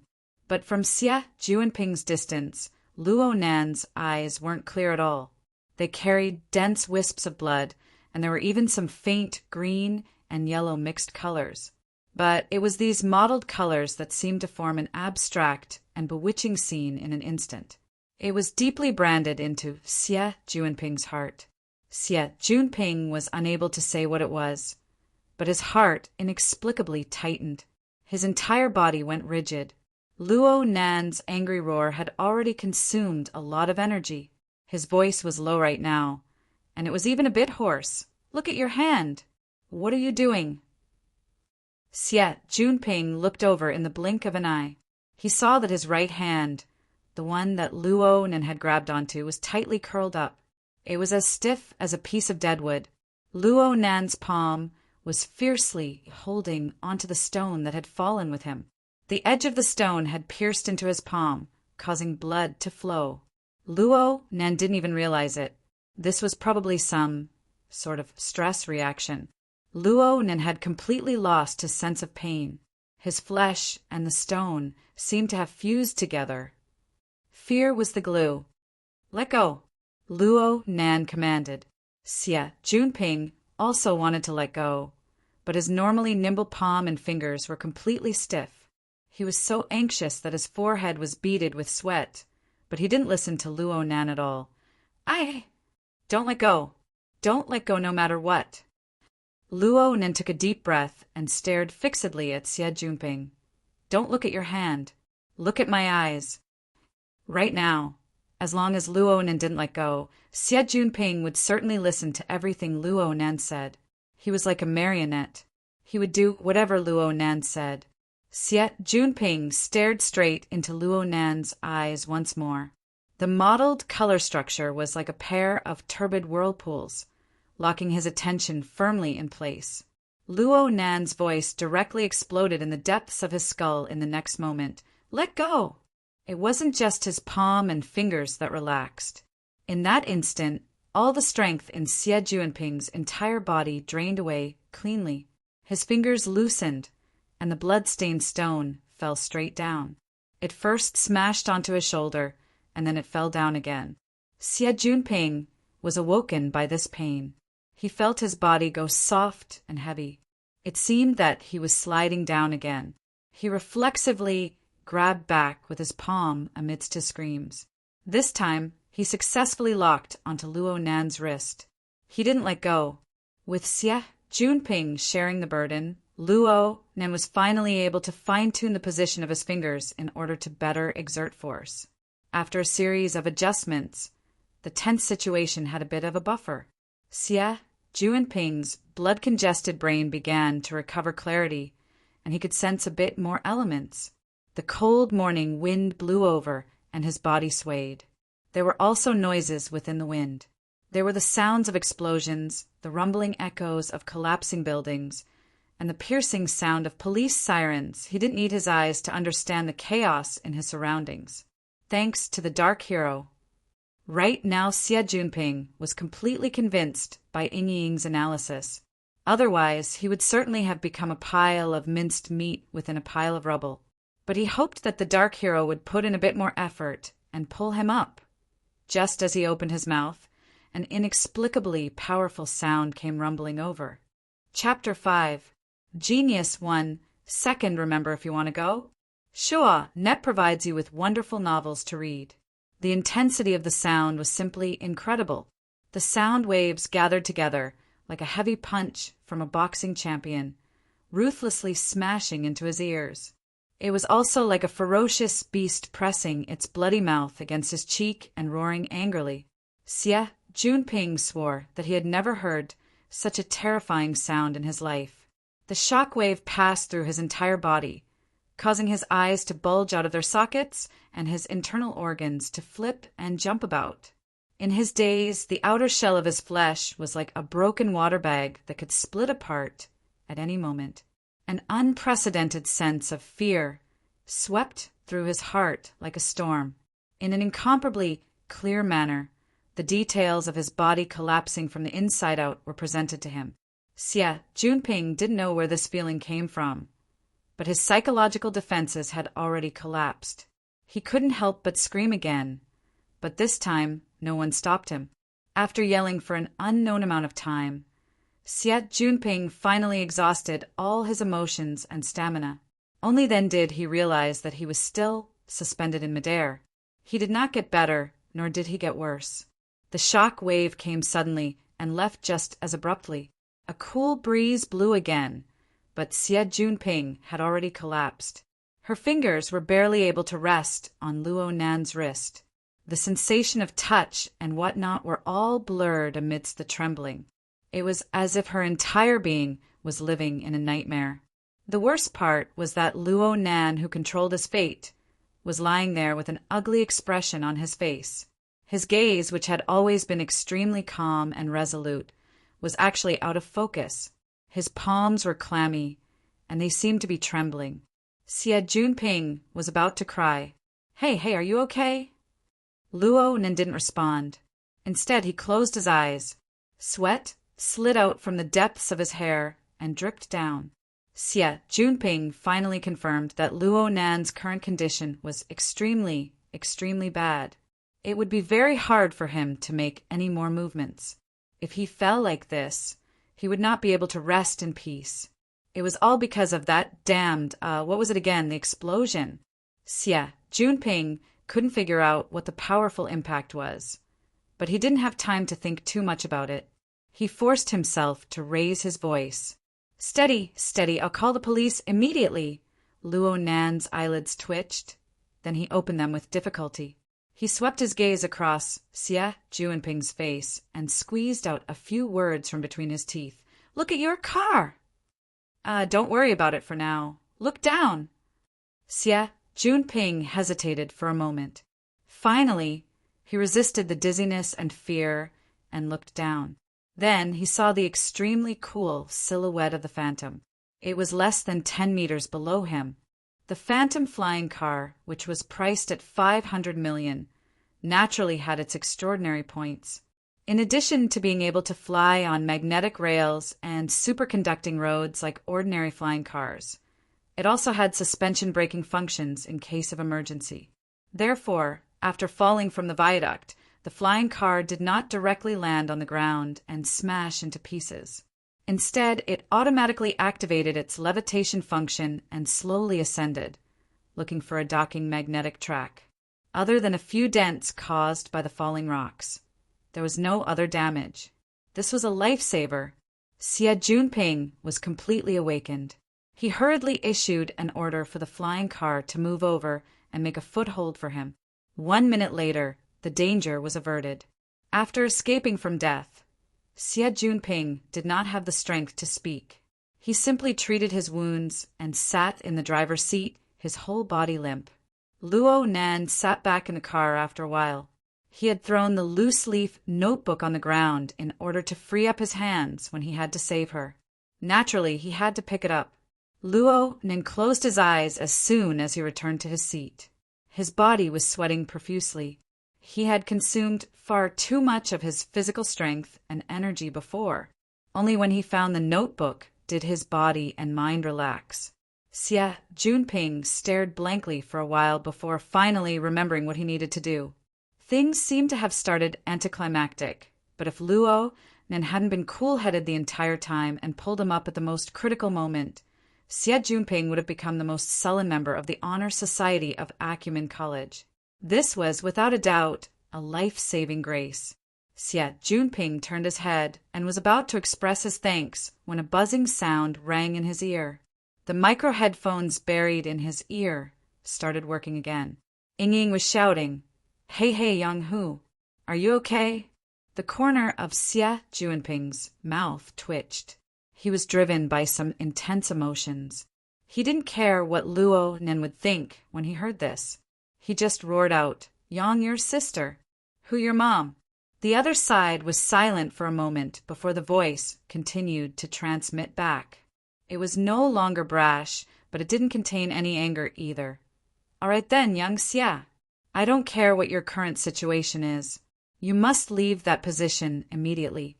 According to our observations, 2 minutes ago, an intense shock occurred approximately 2 kilometers northwest of you, 1 kilometer underground. The energy was equivalent to a small nuclear bomb explosion. It formed an electromagnetic storm. As for whether or not the ionizing radiation has exceeded the limit, it's really hard to say." A nuclear bomb? Xie Junping's emotions were instantly suppressed. He finally understood why all his portable electronic devices had malfunctioned before. He checked whether or not the car doors and windows were closed in a flurry.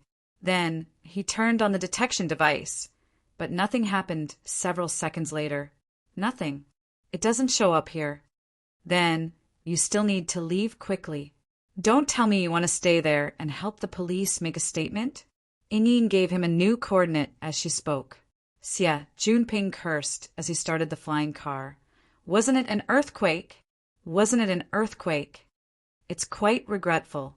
We can't find a case of an earthquake that only affects a range of 12 square kilometers, yet has an intensity of over 9. Therefore, I'd rather believe that this was an accident, and a disaster level one at that. As Ying analyzed the situation, she also raised a suggestion. In addition, it's best if you immediately return to Mengzhong, because a minute ago, another earthquake occurred there. It's magnitude 5. It's real. I'm afraid those colleagues of yours are looking for you everywhere. Xie Junping didn't even have the strength to curse. Ying continued, I've already overstepped my authority and asked your dad's company for a high-altitude flying shuttle. It'll arrive in 90 seconds. It can basically guarantee that you'll return to Mengzhong within 20 minutes. Love, go, little, say, netku. The facts proved that Ying's calculations were extremely accurate. Their conversation had just ended when the phantom flying car had already arrived at the coordinates given by Ying. This was the middle landing platform of a connected high-rise building. Because it was outside the 12 square kilometer range, this place could still be considered relatively peaceful. Only a portion of the glass had been shattered, and the cleaning robots were currently cleaning. A hummingbird flying shuttle had just arrived. With a rumble, it landed on the platform. Xie Junping stared at the flying shuttle, somewhat absent-minded. He patted his face, forced himself to rouse his spirits, and walked out of the car. He walked a few steps before suddenly turning his head. Words cannot express my gratitude for this great favor. Junior, I will remember this favor. Your current situation isn't too good. I'll leave this car with you. Go to the hospital and get checked out. I'll contact you again later. As he spoke, he handed over the control authority of the Phantom flying car to Luo Nan. This way, Luo Nan could rely on his own wristband to carry out basic control. Luo Nan knew that Xie Junping had just taken a trip to the gates of hell. His mind was in a state of chaos. It was already quite rare for him to be able to think of this. Luo Nan didn't say anything more and nodded in acceptance. Xie Junping bowed once more and jogged to board the plane. Soon, the flying shuttle soared into the sky, flying straight into the depths of the clouds. The landing pad regained its tranquility. Luo Nan took a few deep breaths, straightened his back, and sat up straight. He extended his arm forward to grab the energy drink on the control panel. But this single action exhausted nearly all of his strength. He leaned back heavily. He took a deep breath and spoke in a low voice. Close the door. The beautiful butterfly door of the Phantom closed up, forming an enclosed space within the car. Luo Nan didn't even need to sit in the driver's seat. All he needed to do was set the route to the school. The highly intelligent Phantom flying car would naturally be able to send him to the station. However, the command Luo Nan issued had nothing to do with the school. Return. The flying car turned around and merged into the self-driving track. Luo Nan used voice control as before to open the makeup mirror in the car. The AI sprayed out a fine mist of water in a very human-like manner. The lukewarm water vapor pounced on his face. It should have been a comfortable sensation, but it was like countless fine blades scraping across his face. Luo Nan's entire body twitched. He looked at the makeup mirror once more. His face was ashen and devoid of light. He was simply a terminally ill patient who was beyond cure.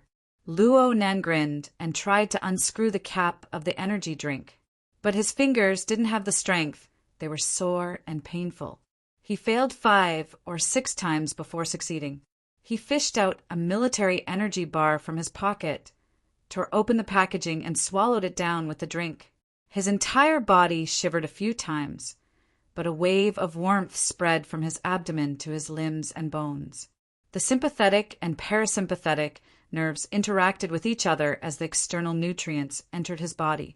The digestive and blood circulatory systems opposed and harmonized with each other. Energy was rapidly transmitted to every organ and muscle tissue of the body. This was the basic mechanism of the human body's operation. It was established on the foundation of the skeleton and fleshly body. It had been passed down and evolved over countless generations to form its current appearance. However, Luo Nan's operating mechanism was similar to other people's, but his absorption and digestion efficiency was 5 to 10 times greater. The color of his face rapidly turned for the better in the makeup mirror. In a short few seconds, his face was no different from normal. This efficiency was the result of his 5 years of painstaking research in accordance with his grandfather's notes and related theories. The core concept of his grandfather's theories was known as formatting. This theoretical system used an almost primitive philosophical method to roughly divide the heaven, earth, the universe, and all things in the world into 3 levels: self, society, heaven, and earth. Each level had its own special formatting to express the core connotation of its existence, operation, and life and death. Complex influences and connections were occurring between each level at all times. From Luo Nan's perspective, his grandfather's deep and heavy theories were far from something someone his age could comprehend by relying on an experiment notebook. Right now, he could only focus on the basics. He could focus on the adjustments and molding of his self-formatting. Within his grandfather's theories, the self-formatting was the core of everything. It was a cornerstone that had to undergo perpetual evolution in order to bear the weight of heaven and earth and the social formatting, realizing the potential of the human body and possessing supernatural strength were the basic prerequisites for evolution. For this reason, Luo Nan had followed the experimental records of his grandfather's notes for the past 5 years. He used the stimulation of drugs to gradually transform his body's nervous system. With this as the central axis, he affected every organ in the body and adjusted their operating mechanisms in order to form a qualitative change. Currently, Luo Nan's self-formatting was still in the early stages. His grandfather's notes called it the vessel. Its main function was to coordinate the organs and systems of the entire body. It could digest food and nutrients. It could contain and store energy. It could even nourish the mind. It allowed a person's instincts to gradually adapt to the new environment and make appropriate reactions. Luo Nan gradually possessed a few abilities following the basic formation of the vessel structure. For example, he could strengthen his digestion, absorption, and recovery abilities as a big eater. He could also become a hypnotist, which was similar to mental communication. He had previously used it to drive away the crows. Today, he used it on Xie Jinping. The results were pretty good. Of course, these abilities were just a bonus. The true value lay in the transformation of the self-formatting itself. Correspondingly, any factor that could affect the self-formatting and destroy the structure of the vessel could not be treated lightly. Luo Nan gazed at the rapidly moving buildings and pedestrians outside the car window. His eyebrows were locked from beginning to end. Finally, the car's AI popped out a notification. The magnetic track ahead is damaged. Switching routes. The flying car arrived at the head of the broken viaduct. There was still some distance between it and the place where Luo Nan and Xie Jinping had encountered danger. However, the front was already sealed off, and there was a crowd of hurriedly rushing media reporters. It was very hard to get closer. The scope of the earthquake's influence was roughly bounded by the viaduct. Looking west from the viaduct, whether it was the naked eye or the scanning image of the car's AI, it was a scene of devastation that made one's heart palpitate. 200-story buildings had collapsed near the epicenter of the earthquake. Ruins rose up and dust flew into the air. Flames flickered within the pervading, turbid fog. It was simply a reenactment of the scene of missiles sweeping the earth from the Third World War. And if one looked east from the viaduct, the metropolis would display its flourishing appearance to its heart's content. Powerful impact, limited distance. If this was an earthquake, then Luonin could only sneer.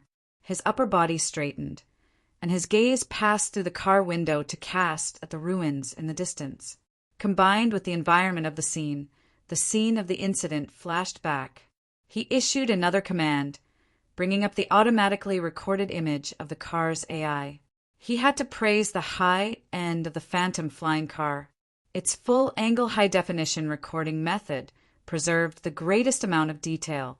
Luo Nan chose the time when he and Xie Junping were suspended at the head of the broken bridge. At that time, they had just caught a breath from the crisis of the broken bridge. The explosive impact came rumbling over, nearly consigning them to eternal damnation. Luo Nan turned on the virtual function for the sake of grasping the situation at that time. The car window immediately sealed off the outside light, and the projection equipment emitted layers of light and shadow, filling the car. Luo Nan seemed to have returned to the moment of crisis when the angle was adjusted. At that time, he had dragged Xie Junping to face the epicenter of the earthquake. The angle was quite right.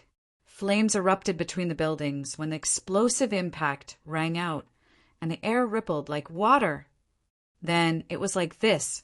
The corners of Luo Nan's eyes twitched. He wanted to issue an order, but he held back and let the image continue to play. Luo Nan could see that every frame of the image was full of color. They were linked to each other, forming a complete and flawless chain. No flaws could be found. Luo Nan replayed the image when Xie Junping stood in front of the car. The result was the same. He didn't waste any more time. He flipped open his notebook and pondered for a bit. The tip of his electronic pen fell onto the flexible e-ink screen, sketching out exquisite lines of varying shades. The lines were constructed layer by layer, and an outline was soon formed. It was a blurry shadow. It had a slight humanoid shape, but there were many inhuman features. Moreover, there was a lack of restraint in the flexion of its limbs. Combined with the shadow background, the head was merely a dozen or so crisscrossed fine lines. The face was not visible, but it still revealed a ruthless and evil aura. Luo Nan stopped writing. He thought for a bit and made some slight modifications. The outer region of the shadow warped even more fiercely under the somewhat exaggerated tip of the pen.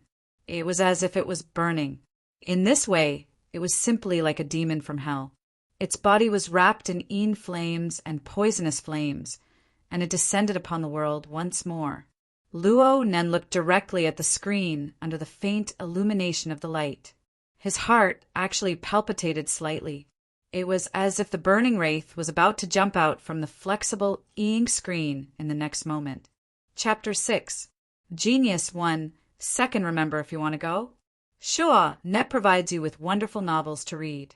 Luo Nan gazed at it for a long time. He determined that there were no areas that needed to be added or deleted. Then he did some simple 3D processing on the completed sketch and transferred it into the car's AI database. Then he used the image editing function to import his own work into the video recording. Love, Go, Small, say, Netka the Phantom Flying Car's AI was admittedly heaven-defying, but this kind of professional image stitching still required professional software processing. It was done on the spot, and it was a completely different style. It seemed rather strange. But from Luo Nan's perspective, this inferior spliced image was the most consistent with his memories. In that instant, Luo Nan could clearly see an enormous demonic shadow emerge from within the exploding flames. It was over 100 meters tall, and it roared furiously within the collapsed ruins and dust. The impact of the roaring explosion was like a heavy punch or a giant while rolling over. So much so that Luo Nan felt his internal organs deform. The flesh and blood of his entire body emitted explosive sounds. The air was filled with the stench of blood and death. For a moment, he really thought it was over. This was what he saw, and what he felt, the whole picture. The real world wasn't a fantasy movie. Luo Nan knew that what he saw and heard was far too bizarre. Therefore, he returned to the scene of the incident and compared it to the environment at the scene. He watched the video replay and observed the reaction of the surrounding area. As for the result, it was plain, normal, and not at all surprising. Was it an illusion? Luo Nan slowly flexed and extended his fingers. He closed his eyes, adjusted his breathing, and silently chanted the 16-word mantra. The visualization diagram appeared in the void. The tetrahedron, its inscribed sphere, and its circumscribed sphere slowly rotated. The first few laps were slightly awkward, but he slowly regained his fluency. Illusion. That wasn't how the visualization diagram worked. The visualization showed that the vessel was slightly damaged, but it was rapidly recovering. Many years of marathon-style long-distance running training did not give Luo Nan a particularly strong physique. Instead, it bestowed him with outstanding toughness and recovery ability. It wasn't a big problem, but Luo Nan cared a lot about it. Actually, Luo Nan already had an answer within his own logic, but he didn't rush to a conclusion. After pondering for a moment, he gave the AI an order and asked for a copy of the environmental data collected at that time. Soon, a list of relevant information appeared. At the time of the incident, the initial earthquake phase had passed. The air pressure in the surrounding area was 104 kilopascals, which was basically the same as the standard atmospheric pressure. The sound of the explosion was close to 90 decibels, which was not enough to damage one's hearing. The instantaneous wind speed at the location of the incident was 44 kilometers per hour, which was equivalent to a Category 6 wind. Other than that, the temperature, humidity, radiation, and other data were all within the normal range. From the data alone, it was just a normal, slightly noisy, windy day. How could such an environment scare the two men out of their wits? Was this a joke? One more thing. Luo Nan used his finger to mark the distance on the analysis video. The distance between the broken bridge and the epicenter of the earthquake is 9 kilometers in a straight line. The sound wave transmission should be delayed for around 8 seconds. But in reality, the cold data was more authoritative than memories, and it was even more unbelievable. It showed that the time when the phantom received the powerful sound wave vibration was 7 milliseconds before the eruption of flames. The sound overtook the light. Based on common sense, this was obviously absurd. The source of the explosion and fire was torn into two in front of the data. At this point, a clear contradiction appeared between the fire and the explosion, between the explosion and the human body's reaction. Luo Nan raised his head, no longer looking at any images or videos. He leaned heavily against the back of his chair. Illusion? Bullshit illusion. There was clearly a power in the unseen world, a strange power that interfered with the connection between all sides. It filled in what was originally a blank area. The burning wraith was the representation of this power. This was unscientific. Luo Nan wanted it to be unscientific. The formatting theory established by his grandfather had entered the realm of metaphysics from the very beginning. Luo Nan was close to fanaticism towards his grandfather's theory in terms of emotions. He could even place it on an equal footing with his life, but he was unable to find a clear reference based on his current results. Even if Luo Nan's methods as a glutton king and a hypnotist had already surpassed the limits of a normal person, the level of his ability did not possess decisive qualities. At the very least, he had not reached the level of a qualitative change. What was a qualitative change in the self-formatting? What was the standard for a qualitative change? If it was a so-called supernatural power, then what was its manifestation? Luo Nan was unable to find an answer within his grandfather's complex and messy experimental records. He had shut himself off and cultivated for the past 5 years, talking to himself. It looked like he was advancing step by step, but he was unable to solve the problem of a standard. And now, a reference object had appeared. The blood pumped out from his heart was as hot as magma, but Luo Nan could only take a deep breath in the end. His 10 fingers propped up the notebook and he lightly supported his chin, restraining the throbbing of his body and heart. it wasn't time to celebrate yet. Only the tip of the iceberg had been revealed by this power. It looked like it could return to the world's dark screen at any time. There was still a lot of work he needed to do. The car's AI had completed its route switch at this time. It switched to a detour. However, the destruction of a dozen square kilometers of area had caused quite a bit of an impact on the city's traffic. Even though it was early in the morning, many layers of air traffic were temporarily shut down. Traffic began to appear slightly congested, making it impossible for the car to increase its speed. Luo Nan deleted the data and records automatically stored by the AI to avoid exposing the information of the burning wraith and causing unexpected complications. Then he turned on the news channel and searched for reports related to the earthquake. Most of the media were still in the SMS broadcast stage due to the short interval. Only the Star-Associated Press displayed the arrogance of a world-class media. They promptly purchased the aerial footage of the surveillance drones in the vicinity of the incident. They combined it with satellite imagery to capture first-hand information. This video, which wasn't even 2 minutes long, had already been pushed to the top of social media, gaining more and more attention. Looking at the aerial footage made it even clearer that the viaduct was really just the periphery. As for the epicenter of the earthquake, it had already completely caved in. The enormous amount of rubble was still unable to fill up the caved-in area. An enormous crater was exposed. Deep blue lightning was still leaping within. It was exceptionally eye-catching under the dusky light of the sky. Love, go, small, say, Neko, what was the situation in the enormous crater? How many casualties were there? Not a single media outlet had a definite report. The municipal government and the police began to intervene at this time, guiding traffic on the periphery. The cleanup and rescue work had yet to officially begin, but transport planes had already appeared in the sky. They began to airdrop all kinds of engineering robots. Comparatively speaking, the government's response was already extremely fast.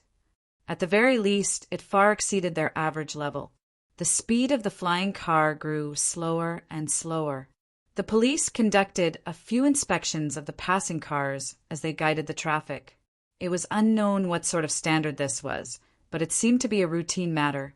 Luo Nan hit the jackpot. A police officer on the side of the road indicated for him to stop the car. He waited for the car window to roll down before making a request. "Sir, please turn off the car's radar and related equipment in order to avoid interfering with the search and rescue work." Luo Nan suddenly understood and was very cooperative. He issued an order right in front of the police officer to turn off the relevant system functions.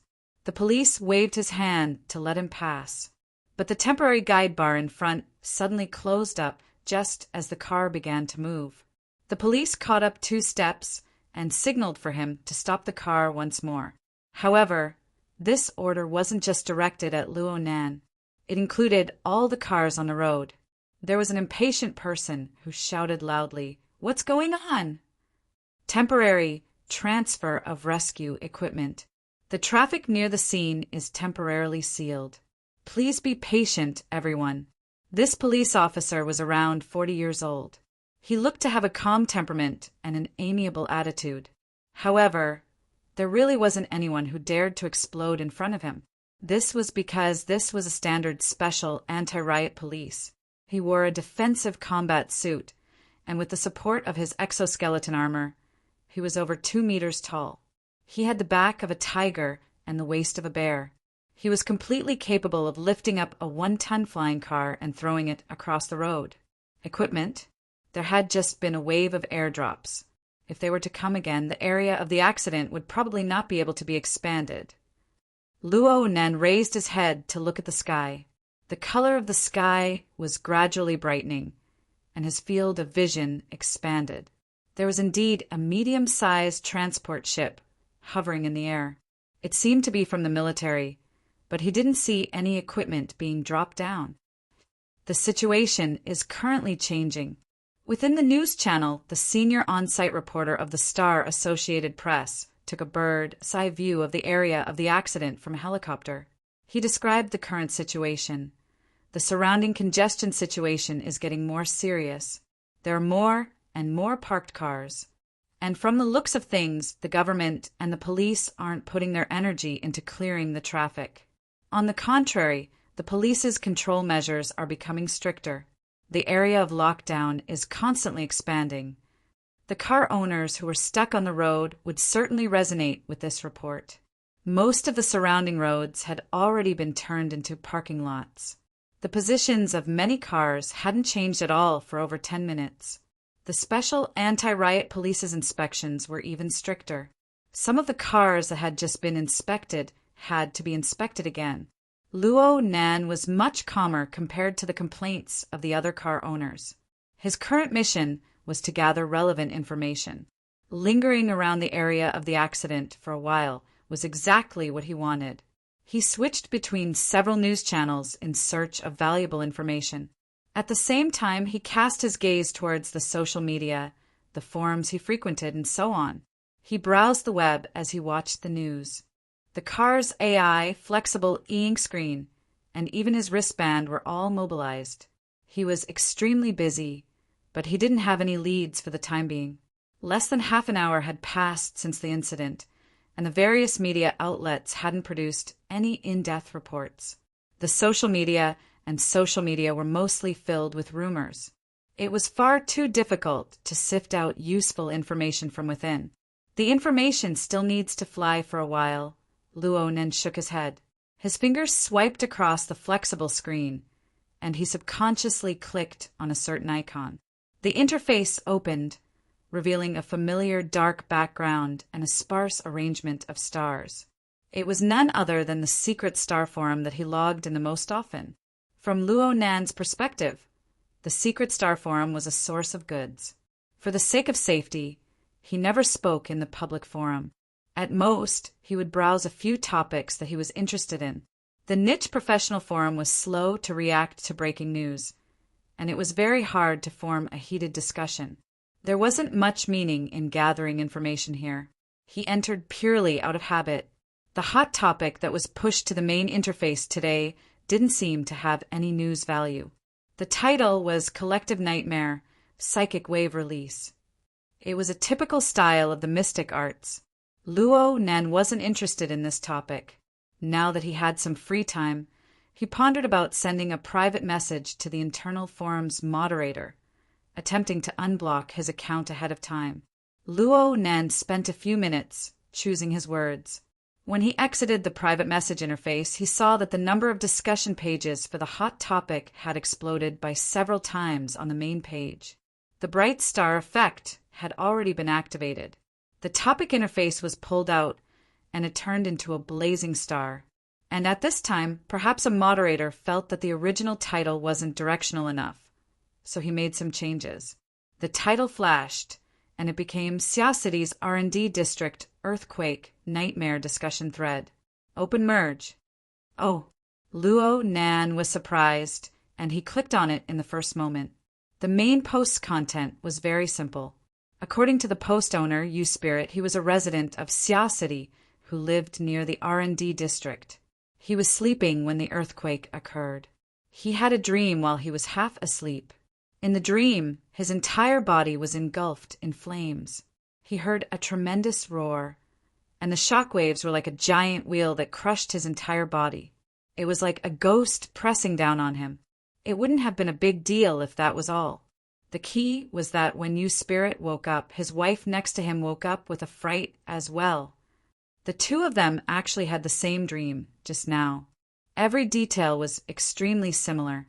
It was like they had watched a horror movie together.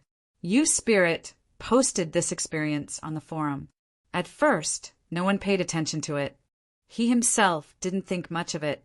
He simply made a live broadcast of the earthquake news in the post. But he never expected that someone would open a new topic in a short few minutes. They talked about the earthquake nightmare. The content of the dream was practically identical to U-Spirit's description. Afterwards, people followed up one after another. Some replied in the post, and some opened new posts. In the end, the early morning Secret Star forum exploded into a huge discussion. Then again, There was a limit to how popular a niche forum could be. Luo Nan skimmed 10 lines at a glance. He quickly scanned through the discussion content of the post, and he felt that he hadn't had enough yet. There are only 2 or 3 examples of true personal experience, no matter how small the Secret Star forum was. Its members came from all over the world. There were over 70,000 registered IDs. Divided by 88, there were less than 1,000 people. There were even fewer people living near the R&D district. There were also some people who recognized this point. They began to import relevant information from mainstream communities and social media. Things were easier with more people. The information that Luo Nan couldn't find with great difficulty was presented in a blowout fashion under the collective search of over 1,000 people. Only now did many people realize that the topic of Xia City's collective nightmare had already formed an undercurrent on the internet. Moreover, the momentum was growing stronger and stronger. The atmosphere of discussion on the Secret Star forum became even more heated. Even though the moderator had already established the rule of opening new posts, there were still people endlessly opening new topics. They also brought related topics in depth. There was an ID called Historical Data Shredder who opened a new post. He established a statistical chart for this incident. He imported all the relevant examples on the internet into it and updated it endlessly. Soon, the bright star effect was stimulated. Luo Nan felt that his words were meaningful. The data was organized extremely well. You can see from the diagram that the nightmare psychic wave's range of influence reaches a maximum of 300 kilometers. It covers the entire city of Xia. With the area of the incident as the center, I call it the core area. There are over 20 examples on the internet right now, and it doesn't matter if the people involved are asleep or awake. Historical Data Shredder sorted out over 50 effective examples in total. Half of them were in the core area. As for the areas outside the core area, the density of the examples dropped substantially. The further the distance, the rarer the examples were. It was very hard to verify. However, Historical Data Shredder claimed that according to his understanding, a considerable portion of the sensors outside the core area were people who were publicly recognized as having cultivated. He expressed that he would constantly update the relevant data and hoped to receive everyone's help. Later, Yuling, who first posted the thread, replied. She said that she would be taking her wife to the hospital for a checkup in a moment. She would post the results on the forum, attracting a wave of waiting voices. Luo Nan lightly pinched his chin. Then he used his wristband to contact the school's medical department. He made an appointment for a physical examination. He was going to compare the results of the Yuling couple's examination. Bang, bang, bang, bang. A discordant noise suddenly entered Luo Nan's ears. There was a forceful knock on the driver's side of the car window. Luo Nan was stupefied. It was during this pause that the person outside directly stomped the car door. A sharp voice followed. Even the soundproof car body was unable to block it. Xia, Junping, come out. Chapter 7. Genius 1. Second, remember if you want to go. Sure, Net provides you with wonderful novels to read. The phantom screeched an alarm. Not only did this not deter the person outside the car, but it made her even more aggressive. She kicked the car several times in a row. Bastard, what do you mean by leaving me behind? Luo Nan looked out of the car, and his eyebrows jumped. Love, go, small, say, Netka. What he saw was a raised snow-white thigh and the hem of the skirt that was almost torn.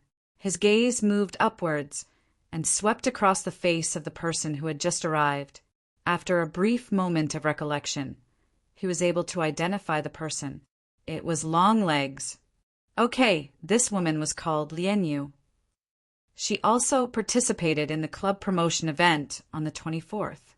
She was the representative of the student council. In the wee hours of the morning, it was this man who was hugging Xia Junping and was almost dragged into the car. However, when she was compared to Xia Junping's political life, she was abandoned like an old shoe. Luo Nan wasn't a moral judge. He was disinclined to judge anything, and he didn't want to get tangled up with her. He simply pressed down the window and responded simply, "Senior Xie is not here. Is something the matter, Senior Lien?" Lien Yu stared blankly at the empty driver's seat. She was roused from her stupor by the sound of Senior's sister Lien. Her eyes were still a bit perplexed. She swept her gaze over Luo Nan's face twice before her figure suddenly left through the car window. Several seconds later, Luo Nan's car window was forcefully knocked on. Luo Nan shook his head and lowered the car window.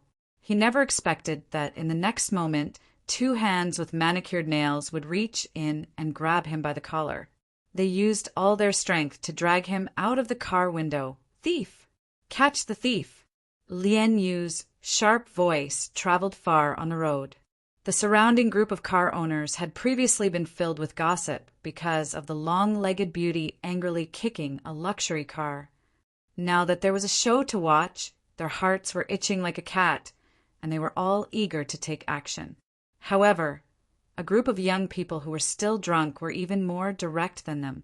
They ignored the police's order and rushed out of the row of luxury cars at the back and swarmed over. The previous Lien Yu also came from there. He must have ended his night at the nightclub and was stuck here on his way back, being robbed of the limelight by this group of lawless young people. The surrounding car owners did not dare to get close. What kind of people were they? In the midst of the sharp laughter, the young people first squeezed toward the window, but when they realized that the narrow space could no longer accommodate more people, they screamed and used their fists and legs against the flying car that was worth 500 million, trying to leave marks or damage on the body of the car.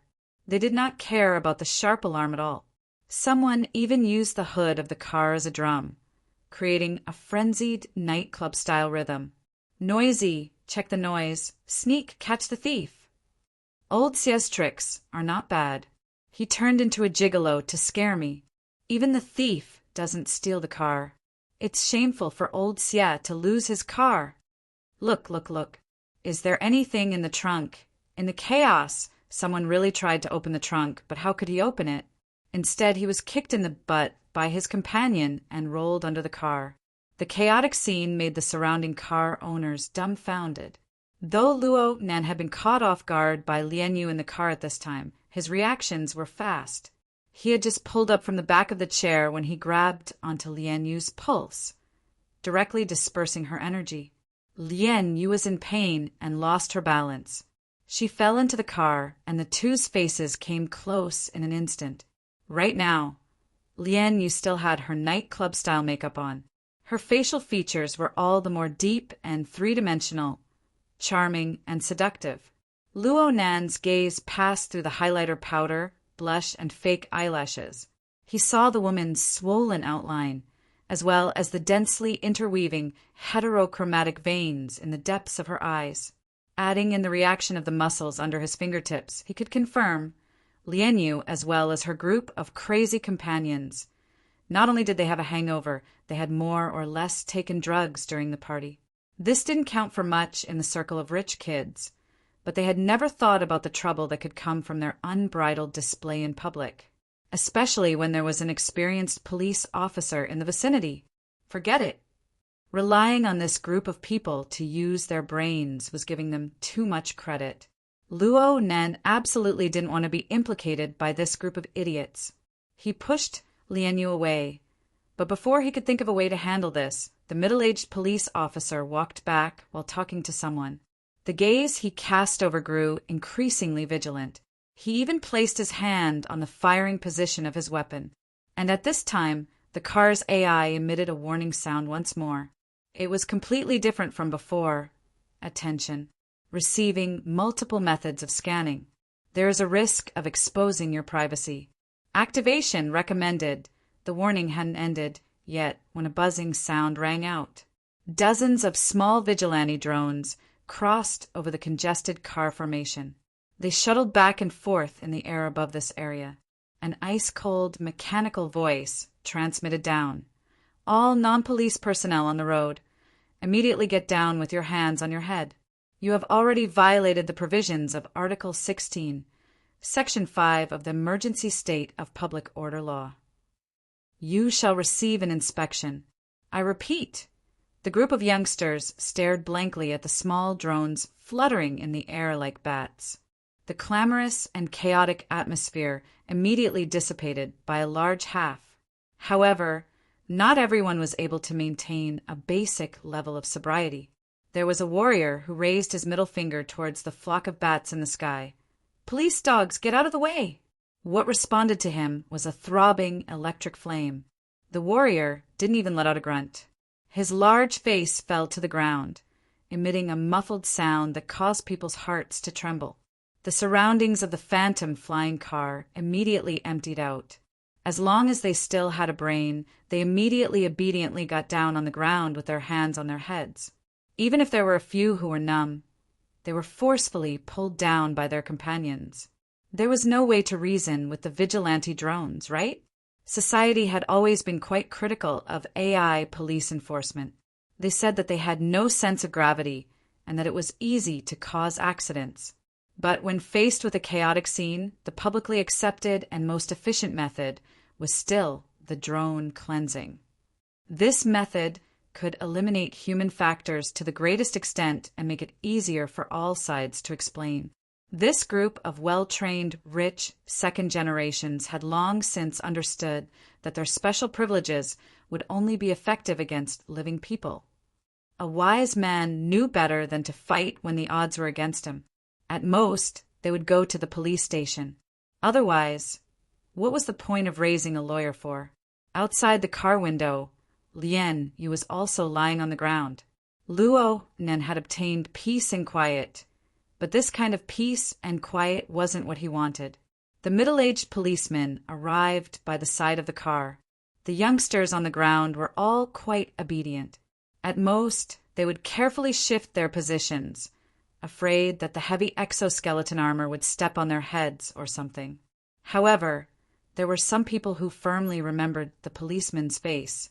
They swore to teach him a lesson in the future. The middle-aged policeman didn't pay attention to the careful thoughts of the youngsters on the ground. He stood by the car window and stared at Luo Nan. He also scanned the situation inside the car. The car's AI was still issuing a warning of privacy exposure. Luo Nan found it noisy and simply turned it off. He was very clear that the so-called multiple methods of scanning was most likely the work of this police officer's equipment. Luo Nan's heart was calm. He took the initiative to ask, "Officer, what's the matter?" Since Luo Nan cooperated, the middle-aged policeman followed the rules. He saluted Luo Nan and showed his identification. The identification showed that his name was Shue Weiluan. He was actually over 50 years old. It really couldn't be seen from his appearance. The negotiation between the two had been quite peaceful up until now.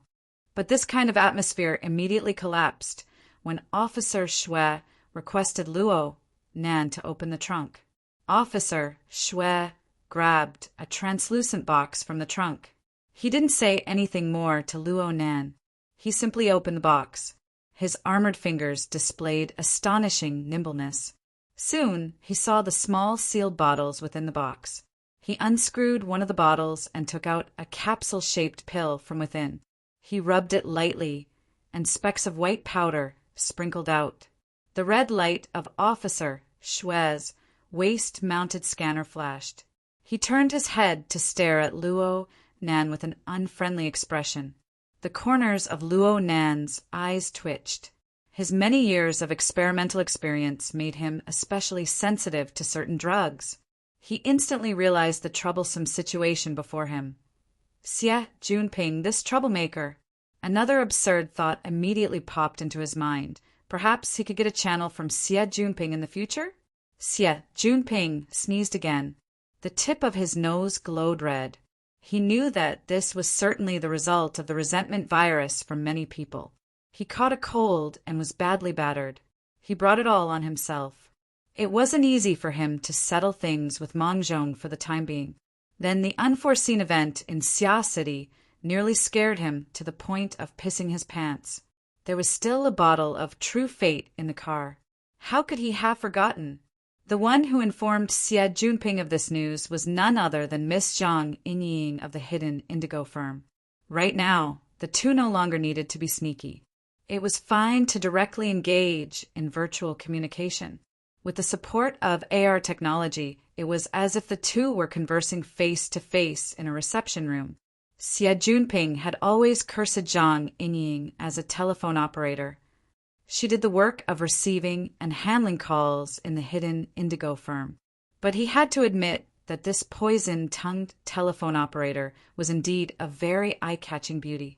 Zhang Yingying looked to be only 18 or 19 years old.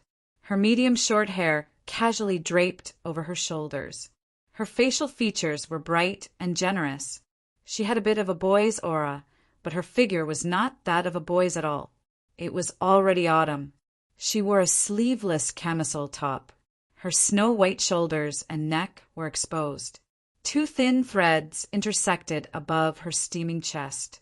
It was enough to attract the gazes of all men. From the waist down, she wore a short denim skirt. There were many layers of lace decorations. It was extremely cool. Right now, her snow-white long legs were propped up high on the boss's table. Her Roman-style strappy sandals swayed left and right. She looked quite casual. The short denim skirt slid down to the base of her legs. But due to the angle, there was no way to take advantage of her. Right now, Xie Junping didn't have any thoughts of taking advantage of her. He paced back and forth in the room, restless and impatient. Everyone knew that low addictive psychotropic drugs were rampant throughout the world. It was simply inconceivable that this stuff wouldn't appear in private parties of the wealthy. But political opinion didn't care about this. As long as you were stupid enough to expose yourself, you would certainly be killed with a hammer. You wouldn't be given the opportunity to explain. In a certain sense, this was even more serious than him sneaking off to attend a party. And then there was the matter of his gang of scoundrels who ignited this fatal issue. Every thread was linked together. The consequences weren't as simple as 1 + 1. Lian Yu, you slut. Li Xueqing, I'll remember you. Lu Tao, you bastard. Xie Junping was like a trapped beast. He let out a mournful wail in an invisible iron cage. Of course, he was even more anxious to know what the situation was over at Xia City. Had he already been implicated? What the hell are you raising lawyers for? Let them go. Zhang Yingying had a troublemaker stay away from me expression of disdain. She showed signs of slacking off. Xie Junping's mind was as clear as a mirror. This little girl was clearly treating him like a sheep again. The problem was that he was panicking in his heart. He could only smile apologetically. These are extraordinary times. It's more reassuring to hire experts like you. Of course, the pay is sufficient. Zhang Yingying spread her hands. Then what do you want me to do? Go snatch people from the military transport ship? Military transport ship? Why the military? Xie Junping's voice had changed pitch. Zhang Yingying extended 3 fingers. The government, the military, and Quantum Corporation. This research and development base, at least in name, was built by the cooperation of these 3 parties. Now a nuclear bomb has mysteriously exploded. Nuclear bomb. Xie Junping's face turned green. Don't misunderstand. I'm just making an analogy. In any case, it's more or less the same. In short, no one can accept this result. But what in the world is going on? A natural disaster? A terrorist attack? Zhang Yingying's feet swayed back and forth. She was quite at ease. Right now, all parties want an explanation, especially the government and the military, these 2 hands-off bosses. In the past, they enjoyed Quantum Corporation's filial piety. But now that something has happened, they discover that they know nothing about the situation in the laboratory. Who knows if this is an accident or a write-off? If we don't participate deeply, how are we going to explain this to the higher-ups? Xie Junping still couldn't understand. But it doesn't go as far as to throw them onto the military ship, does it? That's because you don't understand the gravity of the situation. Zhang Yingying's words smashed half of Xie Junping's soul away. Afterwards, she extended her 5 fingers. This intelligence is worth this much. Xie Juanping's face changed color. You're ripping people off. Zhang Yingying laughed. This is because of our long-term cooperative relationship. Otherwise, when we go outside, She flipped her slender white palm over with a very sincere appearance. I accept. Xie Juanping's face was ashen, but he still swallowed his anger. Since he was going to spend money, he would spend it all. Giving up halfway was the stupidest way to die. Zhang Yingying blew him a kiss. Relax, it's worth the money. Any intelligence related to the burner is worth the price. Burner. Yeah, I got the information from a reliable source. This is a high-end laboratory that specializes in the research of the burning mechanism. The emphasis is on neuroanatomy. Human body, living body. Xie Juanping couldn't be blamed for letting his imagination run wild. The previous information related to Luo Yuandao had left a deep impression on him. Naturally, he would make associations. Zhang Yingying didn't come to a conclusion. On the project proposal, the experimental subject is written as a mutant. As for the rest, who knows? She paused for a moment and said, but this is all meaningless. The important point is that this laboratory was conducting a large-scale experiment this morning. The energy system was forcefully shut down by someone, causing the experimental body to go out of control. It led to a major accident and disastrous casualties, and the suspect took the opportunity to steal an important experimental prototype. Xie Juanping blurted out, Deep Blue Walker? Zhang Yingying rolled her eyes at him. How is that possible? It's said that it's a new product developed by Quantum Corporation. It's a drug form. Right now, the surrounding area is under martial law. If it doesn't work, then the entire Xia city will be in chaos for a while. Oh, wait a minute. What does this have to do with them being carried onto the transport ship? Zhang Yingying responded in a relaxed manner. Right now, the culprit is on the run. Whoever dares to create chaos won't be polite. Besides, those bastards are standing there. Each and every one of them is an eyesore. Who has the time to screen them one by one? It's better to just capture them in the name of the military. We can deal with them when we have the time. It saves us the trouble of going through the procedures. So that's how it is. F***CK. Xie Juanping suddenly discovered that he was definitely going to be a sheep's paw. Zhang Yingying had gone around in a big circle. This was tantamount to saying that Luo, Nan, and the others had encountered the government and the military going crazy. They had been caught in the crossfire. The nature of the matter wasn't as serious as he had imagined. In the end, this was how the 5 digits of information was used. Xie Juanping wanted to go up and slap the table. He finally remembered that this was a virtual dialogue room, but his expression was extremely ugly. Zhang Yingying was very clear about his thoughts. She immediately shook her head and sighed. People like you are incurable. If it were your father, he wouldn't even have the time to be grateful. The important thing is the drug. The drug? Do I even need to spell this out? Chapter 8. Geniuses remember in 1 second. Love go. Talk. Net provides you with wonderful novels to read. Chapter 8. Burning with hunger drugs. Drugs. Xie Juanping wasn't stupid to the extreme.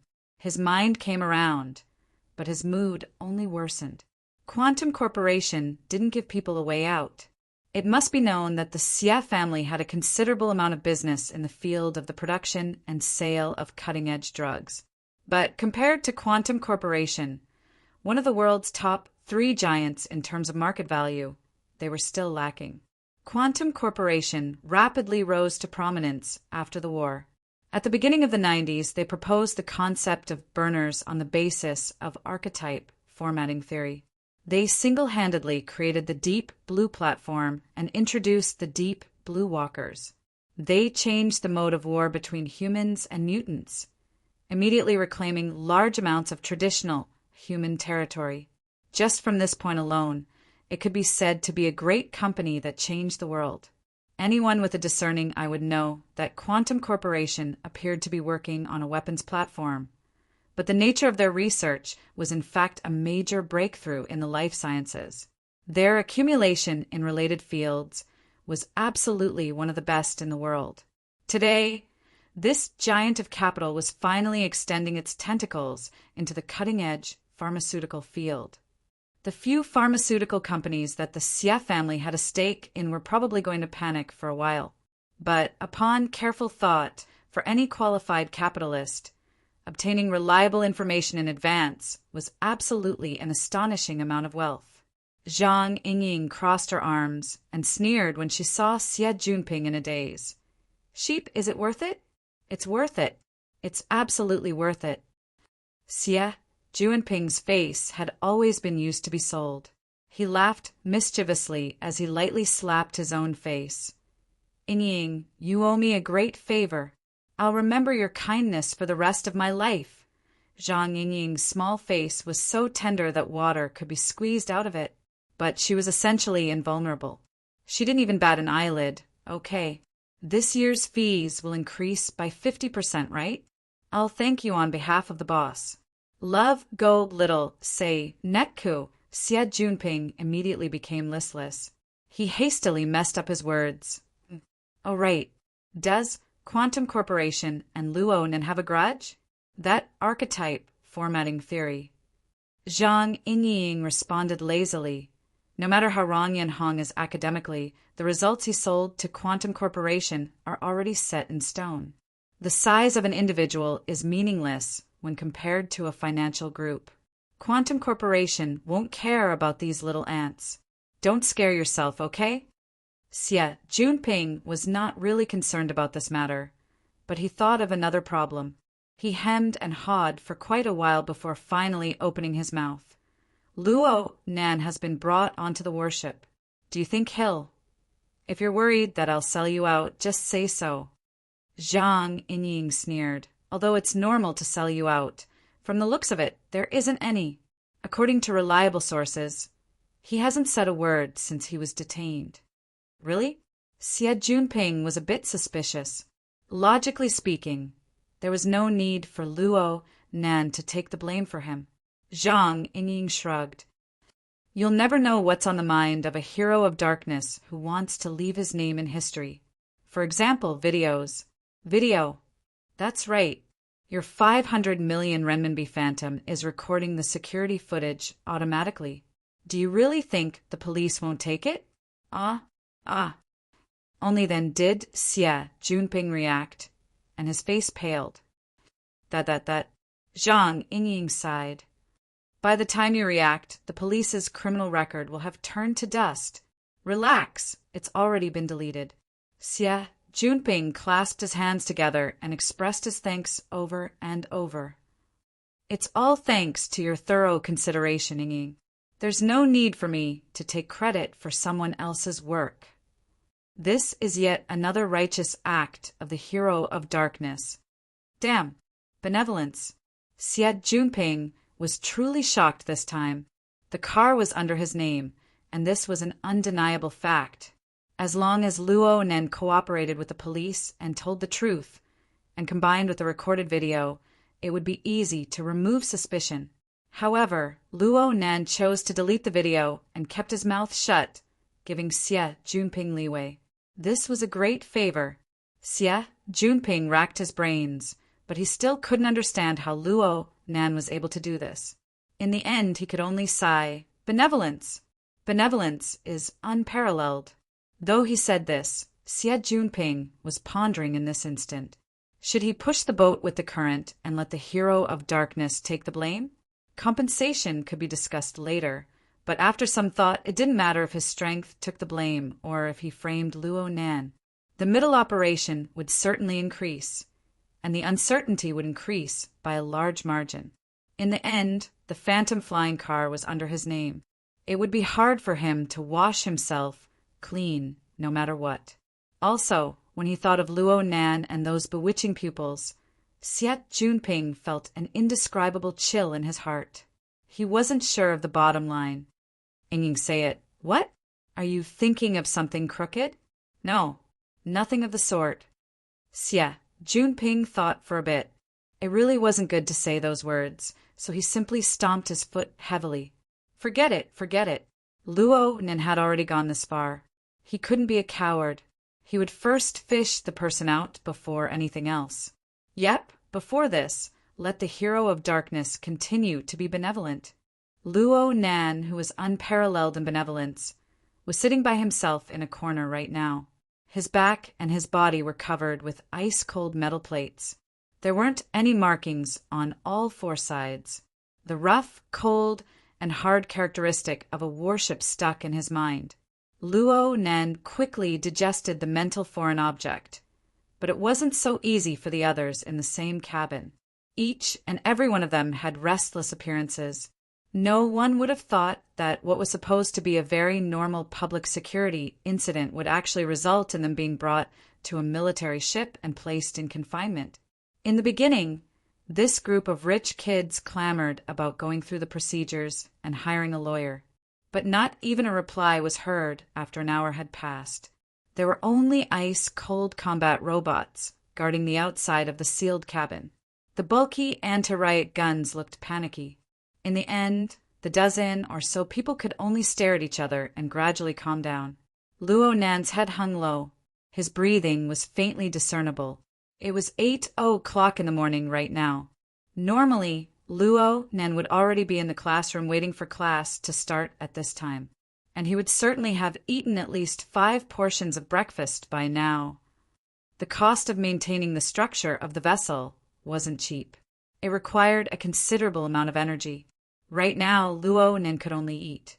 He used the most traditional chemical method of humans to convert food into energy in order to replenish his consumption, and he had made a few extra preparations. For example, he carried an energy bar in his pocket. But today's accident had caused him to use up his energy bar early. He had no way to replenish his energy. Luo Nan felt as if a black hole had opened up in his stomach after his usual mealtime. It endlessly squeezed out the energy from his flesh and blood. Under normal circumstances, the feeling of hunger shouldn't be this severe. But Luo Nan had no choice but to pay an extra price for being carried onto the transport ship. Luo Nan was forcibly detained due to the suspicion of illegally carrying banned drugs. Though the police didn't have the leisure to interrogate and deal with him, simple tasks such as urine testing and sampling were forcibly carried out not long after he boarded the ship. This was a procedure that had to be carried out. There was no reason for it. Luo Nan could point to the heavens and swear to the sun. He was 100% not a drug addict. He had never touched the drugs in the box.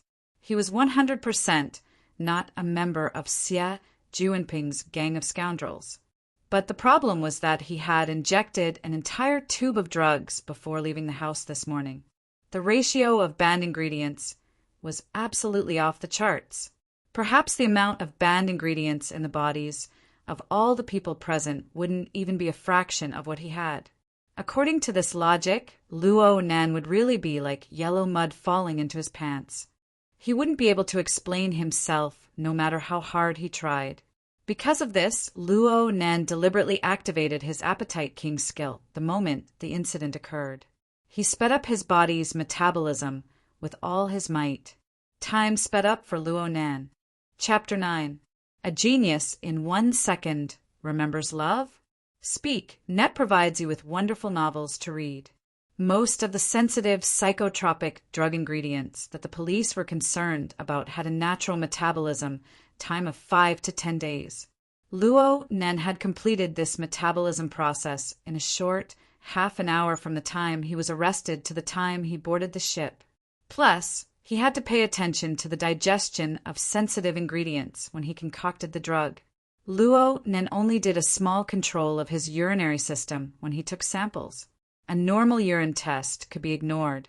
As for other test samples such as blood, hair, and the like, frankly speaking, Luo Nan wasn't confident, so he didn't open his mouth from the moment he was forcibly detained.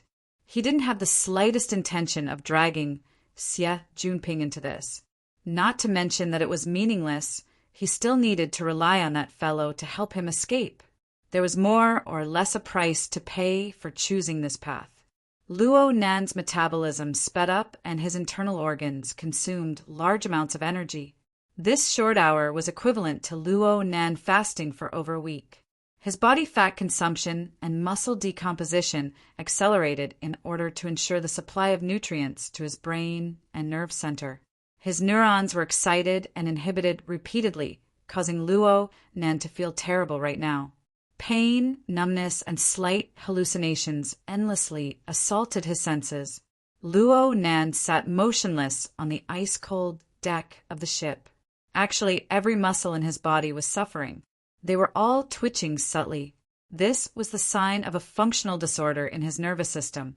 He closed his eyes and completely ignored the grumbling, rich kids around him. He chanted the 16-word mantra. In the beginning, he chanted in an extremely fluent manner. A humming sound shook his brain, but the speed of his chanting grew slower and slower. His voice grew lower and lower. In the end, no sound came from between his lips and teeth. There were only short words that gurgled and flowed in his mind. My heart is a prison. My heart is a furnace. My heart is a mirror. My heart is a nation. Luo Nan's mind gradually gathered along with the flow of his heart. Distracting thoughts were eliminated, and he naturally entered the visualization step. Silver thread-like lines constructed the structure of a tetrahedron, an inscribed sphere and an outer-scribed sphere in the void. It was like some sort of marvelous celestial body. It rotated in solitude within the dark space of the universe. Over the past 5 years, he had been progressing hand in hand with his medicinal carving and chanting and breathing, forming a subtle correspondence between the vessel and the visualized image. Changes in the vessel would immediately affect the operation of the visualization diagram. On the other hand, adjusting the visualization diagram with one's mind could also roughly sort out the structure of the vessel, adjust the rise and fall of qi and blood, and affect the function of the organs. Luo Nan discovered that the damage to the vessel relied on the former. The accelerated metabolism and control of the urinary system relied on the latter. Of course, the latter was equivalent to interfering with the operation of the autonomic nervous system.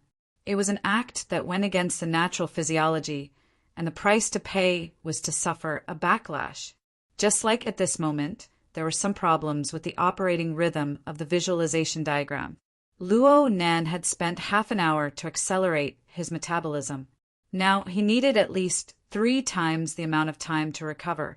Luo Nan had a certain amount of experience with this. His attitude was correct. In any case, he was imprisoned. He didn't need to think too much about the outside world. He just needed to slowly recuperate, and everything would be fine. However, it didn't take long for him to realize that the situation wasn't as simple as it seemed. The visualized image operating in nothingness began to lag, and it was getting worse and worse. It was like a large-scale game running on a low-spec machine. No matter how hard it tried, it couldn't reach the perfect, smooth, and full picture quality. Moreover, as the machine overheated, the condition was getting worse. Love, go, small, say, nekku in the end. Even the rhythm of chanting the mantra was affected. It was nearly impossible to continue the visualization. The backlash he suffered was actually this severe. Luo Nan didn't believe it. He stopped the visualization and muttered to himself for a moment. He adjusted his body and changed his sitting posture.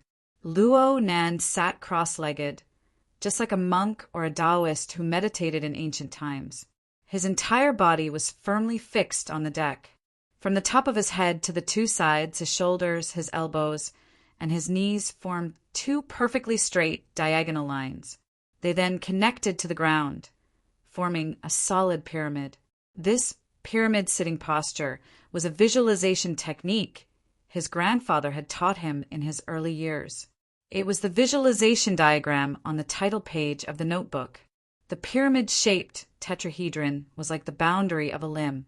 The inscribed circle contained the internal organs, the circulation of energy and blood. The circumscribed circle symbolized the external environment of the world. Thus, the body and mind were one. The inside and the outside were opposite, and the visualization results were even better. Luo Nen usually used it to replace sleep when he was resting at night.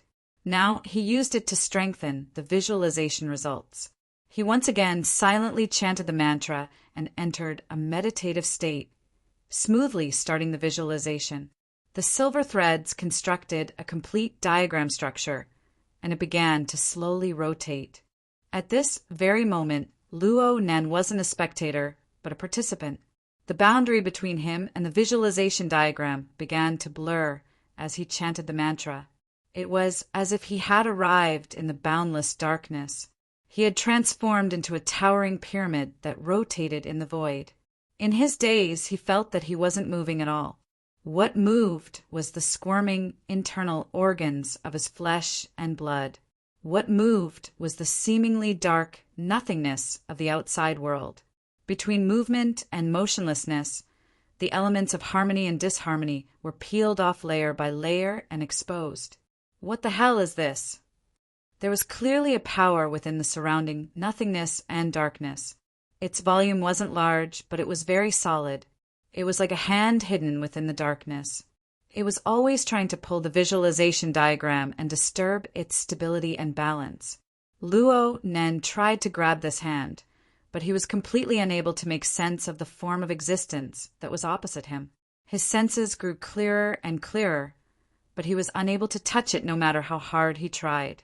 It was like a mosquito fluttering by one's ear at night. It came and went, making people loathe it. Or, to be more precise, this was simply a specter that spiraled around inside and outside of his body.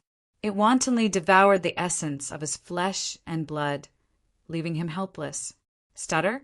After messing around for so long, it was a freaking virus. Luo Nen tried a few times, but it was hard to deal with it. Instead, his mind was in chaos. Distracting thoughts rose together, and he gradually grew impatient. He had no choice but to withdraw from the fixed space. But when he withdrew from the fixed space, his situation was even worse. Under the urging of his impatient emotions, the various itchiness, pain, and even slight hallucinations that had been produced due to the effects of hunger transformed into turbulent, distracting thoughts.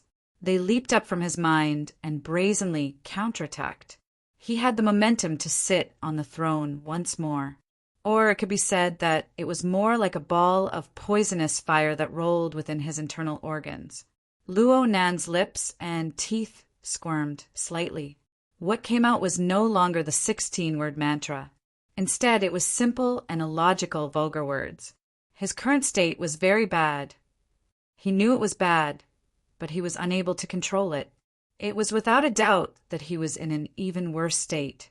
As his mind became unstable, the interference from the outside world was no longer that easy to block. But there were still people who forcefully came up to him. "Hey!" Someone laughed beside his ear. "Kid, are you scared stupid? Or are you deaf?" Luo Nan raised his head slightly. He couldn't even open his eyelids. His current state had consumed far too much of his energy. He was already not too sensitive to the outside world. He was completely unaware of what had happened before, and he had no interest in knowing. However, the other person was unwilling to let him off. "You're so young. Why are you acting so aloof?" Luo Nan finally raised his eyelids to gaze at the person who had come. It just so happened that this person was the only person he recognized in the room. Lianyu. Chapter 10. Genius 1, Second, Remember Love, Go Away. Speak Net, providing you with wonderful novels to read. Lien, you had just come back to her senses. In this circle of rich kids, her position was somewhat ambiguous. The reason for this, aside from her family background, was that she was two-timing Xie Junping and her real boyfriend at the same time. Her position was unclear. Because of this, she suffered a wave of cynicism and ridicule when she was thrown off the car by Xie Junping in the morning.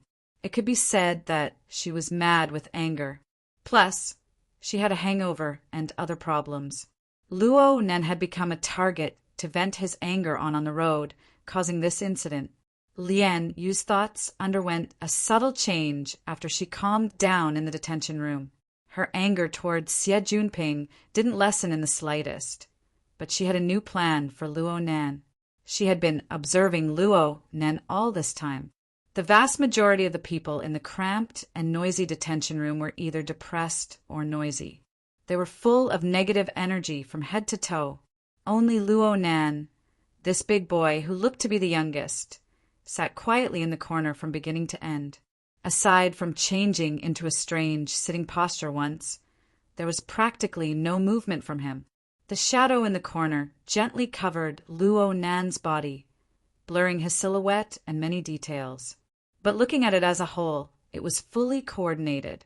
It was like a mask and cloak at a masquerade ball, dressing up a mysterious and profound character. It seemed to be very tasty. So Lian Yu moved closer to Luo Nan. She observed him at a close distance with a touch of provocation. Luo Nan's delicate, pretty, and quiet appearance was exactly her cup of tea. If he took revenge on Xie Junping into consideration, then it would be even more interesting.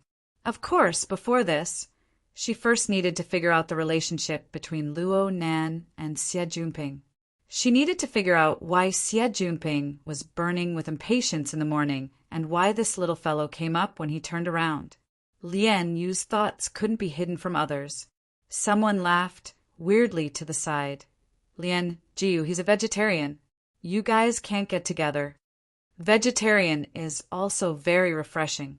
Lian, you didn't mind people calling her by her nickname at all. Jiu was the title of an imperial concubine in ancient times. Her status was illustrious, and it also had the meaning of charm and beauty. It couldn't be considered a bad name. As for using her beauty to charm people, or even the evil intentions of not being the legitimate wife, she naturally disregarded them.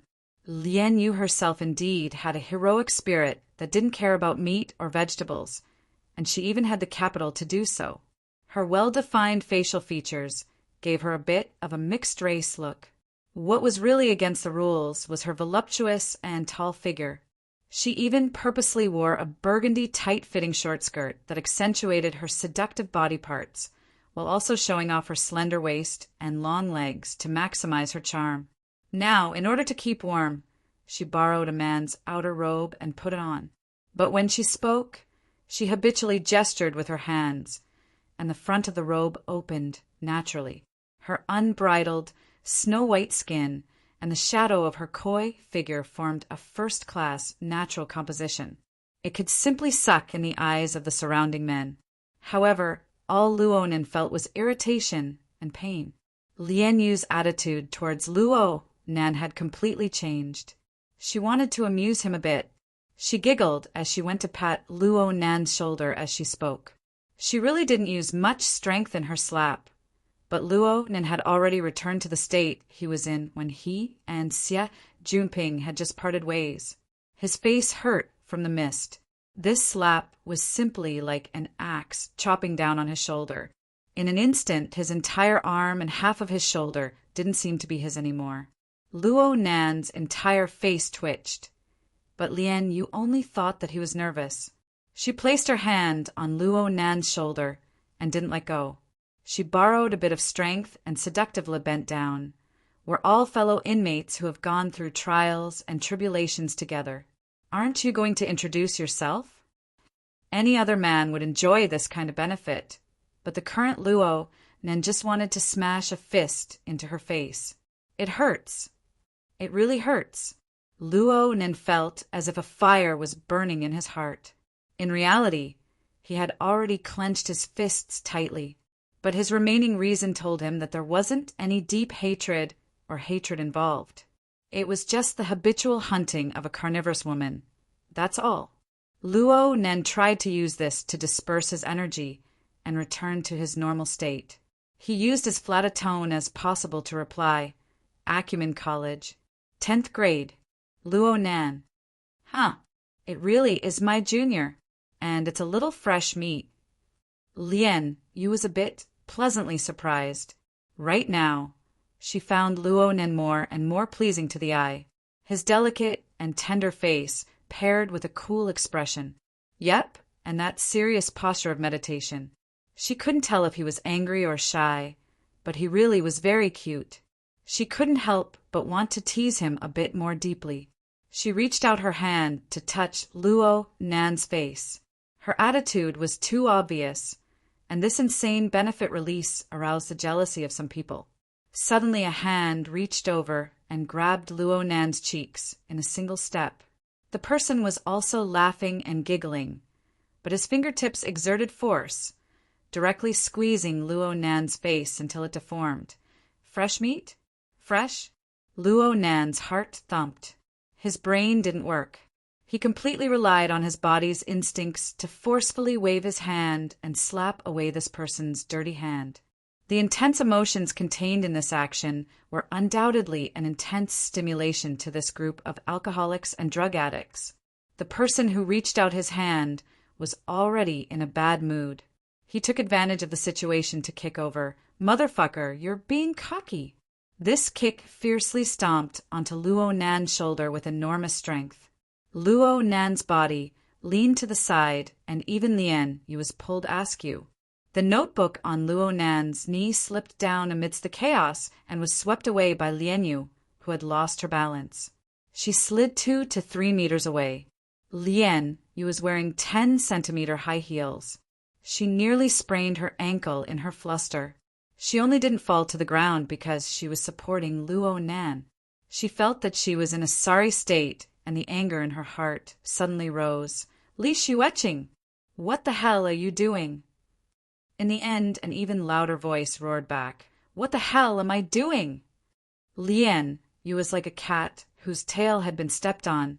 She jumped 3 feet into the air amidst her shrill cry. Her fingertips, which were covered in manicured nails, greeted Li Xueqing's face. Actually, this kind of fight couldn't happen. Li Xueqing's slip of the tongue had already caused Xie Junping to lose face. If he were to make a move against Lian Yu, he would really have to scratch a few lines on his face. He wouldn't be able to mingle in this circle in the future. He dodged backwards, and there would naturally be enough people coming up to stop the fight. This group of rich kids had just suffered a setback in their drive in prison. They were just about to raise their energy to the breaking point. Now that they could join in the fun, each and every one of them courageously scrambled to be the first. Let's not talk about whether they were in the right or not. It would be good if they could take advantage of a beauty. Lian Yu had already been hugged by 3 or 4 big men before she could even rush up. Words of persuasion left and words of persuasion right. Her entire body had eaten quite a bit of hands of justice from head to toe. She was so angry that her charming face was ashen. She flashed her high heels. No matter who it was, she gave them a heavy kick. She kicked the group of men until they scattered. In the end, the 2 girls who were acting as flower vases had seen enough of the excitement. They went over to persuade them, half truthfully and half falsely. Only then did they manage to pacify them. On the other side, Li Xueqing had extricated himself from the crisis of having his face ruined, but his face was still damaged. He had a belly full of anger that he didn't know where to vent. His eyes darted all around before he finally saw the pretty boy who had caused the crisis. He stood up shakily and went to pick up the dropped notebook as if nothing had happened. F*CKU. Li Xueqing didn't even think. He charged over and kicked Luo Nan's lower back. Chapter 11. Genius 1. Second, remember if you want to go? Sure, Net provides you with wonderful novels to read. There were many people to the side and the space was narrow. Li Xueqing didn't use his full strength.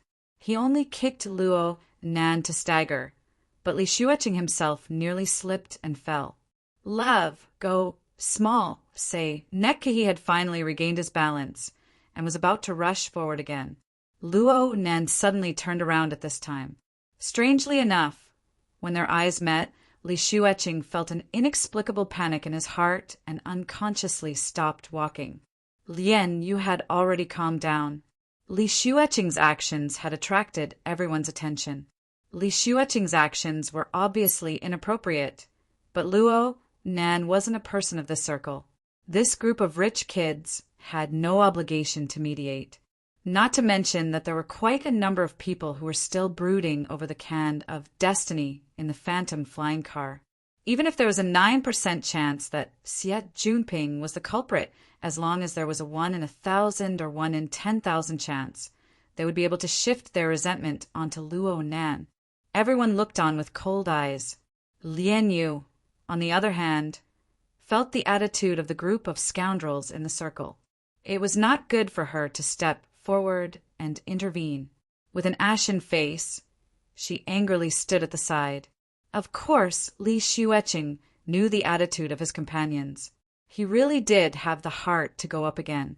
But he didn't know why, even though Luo Nan's face was ashen like a corpse and he looked like he could be blown over by the wind.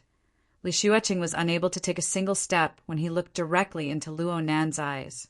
1 or 2 seconds wasn't a problem, but 3, 4, 5, 6, 7 seconds had passed and he still hadn't moved. This was AF * king battle pose. The surrounding scoundrels had obviously noticed something and were already laughing in a low voice. Li Xueqing felt even more embarrassed. In the past, when it came to this kind of thing, there would naturally be bodyguards and attendants to take care of it. Who the F * CK knew that they would feel so uncomfortable when they were on the spot. She couldn't help but fly into a rage out of humiliation. She saw that Luo Nan's notebook was right under her feet, so she simply stomped her foot to vent her anger. She stomped right in the center of the notebook. The thick book instantly caved in, and a faint cracking sound came from between the pages. Across from him, Luo Nan was suddenly stupefied. Li Xueqing immediately understood when he saw Luo Nan's expression. His foot had truly stepped into the pit of Luo Nan's stomach. Li Xueqing immediately felt great pleasure. Even the feeling of cowardice that was wrong dissipated quite a bit.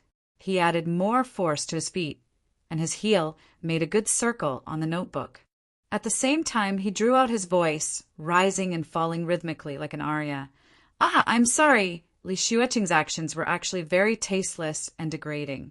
But since they were on the same side, there were quite a few people around who were laughing and jeering. As for how much was helping and how much was mocking, it was up to the person to decide. Li Xueqing's confidence grew with momentum. He raised his hand and pointed at Luo Nan. Kid! His voice had just left his mouth when his throat suddenly choked up. This was because he saw Luo Nan walking towards him. The entire cabin was no more than 20 square meters. After more than 10 people were stuffed in, it was already very crowded. The distance between 2 people was really just a matter of 2 steps. Li Xueqing's heart twitched inexplicably. At the same time, he met Luo Nan's eyes once more at a close distance. Luo Nan's appearance was very delicate and pretty, but his eyes weren't beautiful. At least, this was how Li Xueqing saw it. Luo Nan's pupils were mottled, as if they were flowing with lustrous and dazzling colors. But in the end, they were controlled by a gloomy and cold tone. Li Xueqing inexplicably thought back to the strange collection he saw in the private garden of a certain best friend, a mutant that was as bloodthirsty as its life. This savage and ruthless beast was over 5 meters long. It was majestic like a mountain, and it was trapped behind layers upon layers of electrical webs. Its body was covered in cuts and bruises, but Li Xueqing couldn't help but shudder when the beast's eyes stared straight at him. Luo Nan's physique was naturally unable to compare with the enormous mutant. But the problem was that there was a glass wall that was harder than steel between Li Xueqing and the vicious beast. There was also a high-voltage electrical net and other lethal mechanisms on standby. And now there was nothing at all. Li Xueqing's heartbeat sped up and his pupils dilated. He opened his mouth to shout, but even he himself didn't know what to shout. The problem was that he clearly opened his mouth, but not a single sound came out. Not only that, but his tongue, throat, chest, and all the muscles in his body instantly stiffened.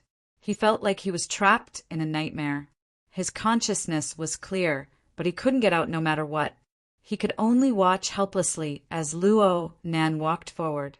Luo Nan extended his arm, and Luo Nan's 5 fingers lightly clasped onto his throat. It was really just a light touch, and he could not feel any strength. But at this moment, the air in his lungs was quickly sucked out, and his nostrils, mouth, and even pores all over his body were forcibly sealed, as if he was wrapped in a thick and airtight plastic film. His internal qi could not flow out, and neither could his external qi enter. He could not even sweat. His heartbeat increased rapidly, but the amount of oxygen in the blood he pumped out continued to drop. The terrifying feeling of suffocation was like an overflowing tide, slowly but surely filling his brain. Li Xueqing desperately wanted to open his mouth, wanted to breathe, wanted to beg for mercy. He used all the strength in his body, but only his eyeballs bulged, almost popping out of their sockets. The color of blood seeped through her vision bit by bit. Her tear ducts were stimulated. She forced herself to cry, but she couldn't wash away the filthy color. The only thoughts in his mind had collapsed, and only the purest desire to survive remained. He was still struggling with great difficulty. "Save me! Save me! Someone save me!" Li Xueqing himself did not know, but he was actually able to make some sounds. It was the kind of sound where the muscles in his throat were stiff. It was a sharp sound that squeezed out of his throat, a sound that could die at any moment. Woo-woo, woo-woo! At the same time, his face turned from white to red, from red to purple, from purple to black. His eyeballs had already popped out of their sockets by nearly a centimeter, beginning to reveal large amounts of the whites of his eyes. It was as if his blood and energy would explode in the next moment. Each and every one of the rich kids in the cabin were stupefied on the spot. They were unable to understand the pain Li Xueqing was facing. They only saw Luo Nen walk over, extend his hand, and choke Li Xueqing's neck. Li Xueqing was completely scared silly. He actually did not resist in the slightest. Luo Nen looked weak and delicate, but the strength of his hand was terrifyingly great. The current Li Xueqing looked like he could go into shock from suffocation at any moment. He might even die on the spot. No one knew why Li Xueqing was such a coward. But Luo Nan's ferocious strength was even more frightening. At this very moment, everyone believed that Luo Nan was really going to strangle Li Xueqing to death. There were also some people who were clear-headed. They felt that Luo Nan's body movements had a sort of indescribable awkwardness. It was as if he was exerting strength, yet not exerting strength. It was completely out of step with Li Xueqing's pain, so much so that the entire situation was extremely uncoordinated. But this wasn't the most important thing. What truly made people's scalps go numb was Luo Nan's face. Yes, look at his face. Luo Nan's face was originally pale and gray like a corpse, but right now there was a drunken red glow that spread and piled up. Excitement, right? Excitement, right? This scene was like an incorporeal whip that lashed at the hearts of the surrounding people. Let's not talk about the feeling of the flesh, but their hearts were twitching. Damn pervert! Homicidal maniac! He hid it so deeply. What are you looking stupidly for? Hold him back. Lian Yu's sharp voice tore through the almost sticky fear. She was the first person to react to the stress. She disregarded everything and charged towards the pile of stiff bodies in front of her. The group of people in front couldn't maintain their balance, especially the one at the very front. How far was he from UCI? A servant in front was about to touch her, and this fellow was a coward. He actually let out a blood-curdling scream. But no matter how unwilling the people in the front row were, the sudden explosion of crowding and chaos still pushed them towards Luo Nan. The weight of 7 or 8 people piled together. Even though Luo Nan didn't use his full strength, he still made Luo Nan stagger. His hand that was stuck to Li Xueqing's throat actually slipped away. This scene gave many people courage. There were people in the very front row who simply screamed, "Ah, ah!" They closed their eyes and opened their arms. It was a completely unreasonable bear hug, rushing to cling to Luo Nan. With the first came the second. Under the drive of the herd mentality, a large portion of the people rushed forward. The cabin was in chaos for a time. Luo Nen was pushed away amidst the chaos, but Li Xueqing fell heavily to the ground. He had already sunk into unconsciousness, unconscious. Traces of extreme fear still remained on his face. Things had gotten out of hand. Beep, beep, beep. A sharp alarm rang. The armed mechanical soldiers that had been there all along were instantly activated. They turned around and pointed their anti-riot guns at the chaotic crowd. Chapter 12. Genius 1. Second, remember if you want to go. Sure, Net provides you with wonderful novels to read. In this arrest operation, although the military police had thrown the person here without any follow-up measures, it did not mean that they had completely given up. In fact, there had always been surveillance cameras in the cabin to monitor everyone's vital signs. It was only when they discovered that Li Xueqing was in a state of shock that they took emergency measures. The armed mechanical soldiers were completely cold and ruthless. They would not care about the cause and effect, right and wrong. They would strictly follow the fixed procedure and open fire with anti-riot guns. The high-voltage pulse covered the entire detention room. Everyone who was standing was the target of the attack. Even Lian Yu and the other girls were not spared. Correspondingly, the electric current penetrated his body. The electric currents formed a closed circuit with the human nervous system, stimulating the muscles and instantly putting them into a state of rigidity. Everyone was completely defenseless and fell to the ground. The chaotic situation was immediately swept away. No, there's one more. Luo Nen was forcefully controlled by the bunch of rich kids. Some grabbed him by the waist, some hugged him by the legs. Perhaps it was because he had a few more layers of meat shields, but he didn't collapse immediately. He staggered a few steps and finally managed to maintain his balance. His body was half bent and his hands were on his knees. His calves seemed to be trembling and swaying, as if he could fall at any time. But even so, Luo Nan still stood there. He raised his face slightly, and the blood-red color on his face faded a bit. His eyes stared fixedly over the bars of the detention room, staring at the muzzles of the armed mechanical soldiers. The armed mechanical soldiers also coldly locked onto their only target. Just as they were about to attack again, soldiers in combat uniforms rushed in from the door. The person in the lead was a captain officer. Retreat! The voice-controlled command was issued, and the armed mechanical soldier's electronic eyes immediately turned black.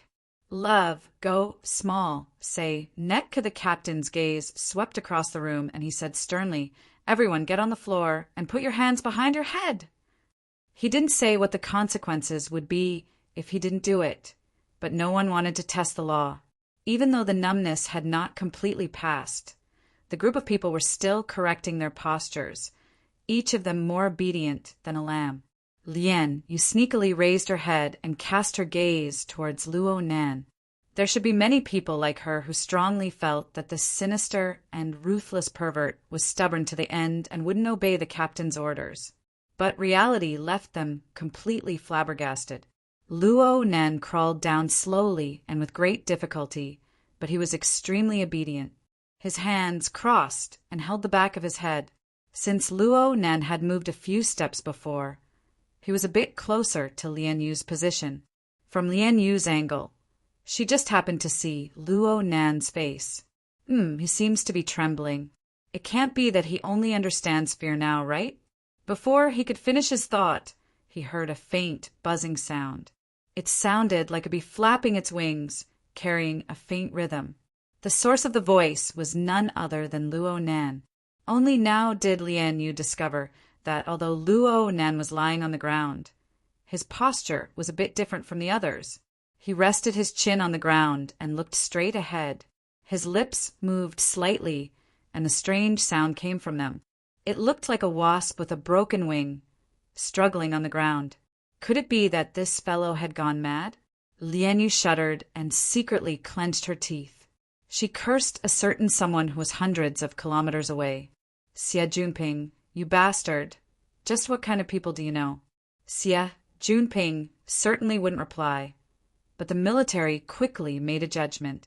From the perspective of Lian Yu and the others, the armed mechanical soldiers and military personnel appearing one after the other meant that the matter had certainly gotten out of hand. They didn't know how they would be dealt with. But reality proved that, in the eyes of the military, a small conflict caused by a group of temporarily detained youngsters was nothing more than a fart. When all was said and done, the military only assisted the police in managing the case. There was no need to waste energy on this. The final treatment was merely to carry the unconscious Li Xueqing out for treatment. Then they dragged Luo Nan, who didn't fit in with the others, to lock him up by himself. No one objected to this. Even if they did, it would be meaningless. But Luo Nan spoke in a low voice as he was being brought out. "There's still my notebook." "It's coming. It's coming." Lian Yu and the others all stared with wide eyes. They wanted to see how this deeply hidden pervert would reveal his vicious and untamed side. However, the development of the situation made a fool of them once again. The captain didn't get angry. Instead, he indicated for his subordinates to go into the cabin and pick up the notebook. He picked it up and flipped through 2 pages. When he saw the cracked, flexible screen, he gave it a few more glances. Then he handed the notebook back to Luo Nan. Luo Nan didn't say anything more. He obediently followed the escorting soldier and left. He was quiet and restrained from head to toe, just like the impression he gave others in the beginning. While Lian Yu and the others looked at each other in dismay, Luo Nan was brought into a solitary confinement room. It wasn't too far from where he was locked up before. Since it was a solitary confinement room, the space was narrow. It was reasonable. There was only a single metal chair placed in the room, and it was fixed to the ground. It would pretty much fill up the rest of the space if it was turned in a circle. This was the place that claustrophobic people were most afraid of, but Luo Nan didn't care. He sat on the chair, and the notebook was naturally placed on his knees. He first wiped away the footprints and dirt on the cover. Then he carefully opened it. The metal ring frame of the notebook was already a bit deformed from Li Xueqing's heavy trampling and crushing. The opening and closing tab wasn't too flexible either. But this kind of damage wasn't much compared to the flexible e-ink screen. It was unknown where Li Xueqing got his strength from. But the flexible e-ink screen, which was extremely flexible and tough, had over a dozen fine cracks. Some of them ran through the entire screen. It looked like the flexible e-ink screen would fall apart with just a bit more strength. However, the flexible e-ink screen could still be used even in this way. The screen lit up with a light swipe. Luo Nan felt a bit relieved. Next, he didn't care about anything else. He directly opened up his most commonly used drawing software. The familiar loading sign lit up, and he soon cut into the normal interface. The draft of the burning wraith appeared on the highest level. It looked quite normal. Luo Nan let out a long breath.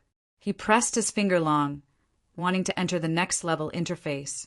But the temperature of his breath didn't even have time to change when the flexible e-ink screen suddenly darkened. It automatically shut down without a trace of light. It was like an ominous black post that had been smeared with ink.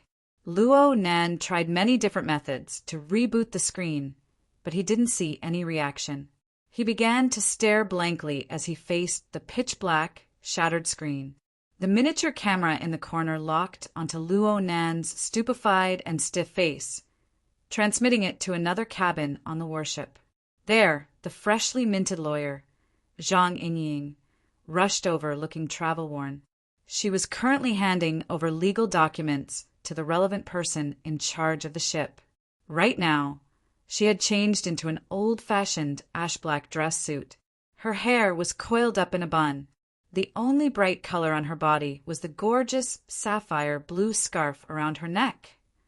Oh, there was also that pair of slender and long calves. They were directly exposed to the air.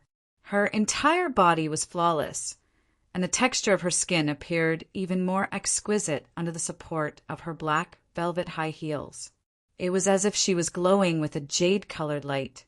The one who was connected to Zhang Yingying was the transport ship's logistics deputy supervisor. This somewhat stout lieutenant colonel officer had the surname Liu.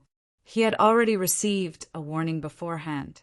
Even though the mature, dressed female lawyer had a tender face, she looked suspicious no matter how he looked at her. He didn't have any intentions of getting to the bottom of things. Of course, perhaps this had something to do with the reason why his eyes kept glancing downwards. Chapter 13. Genius 1. Second, remember if you want to go?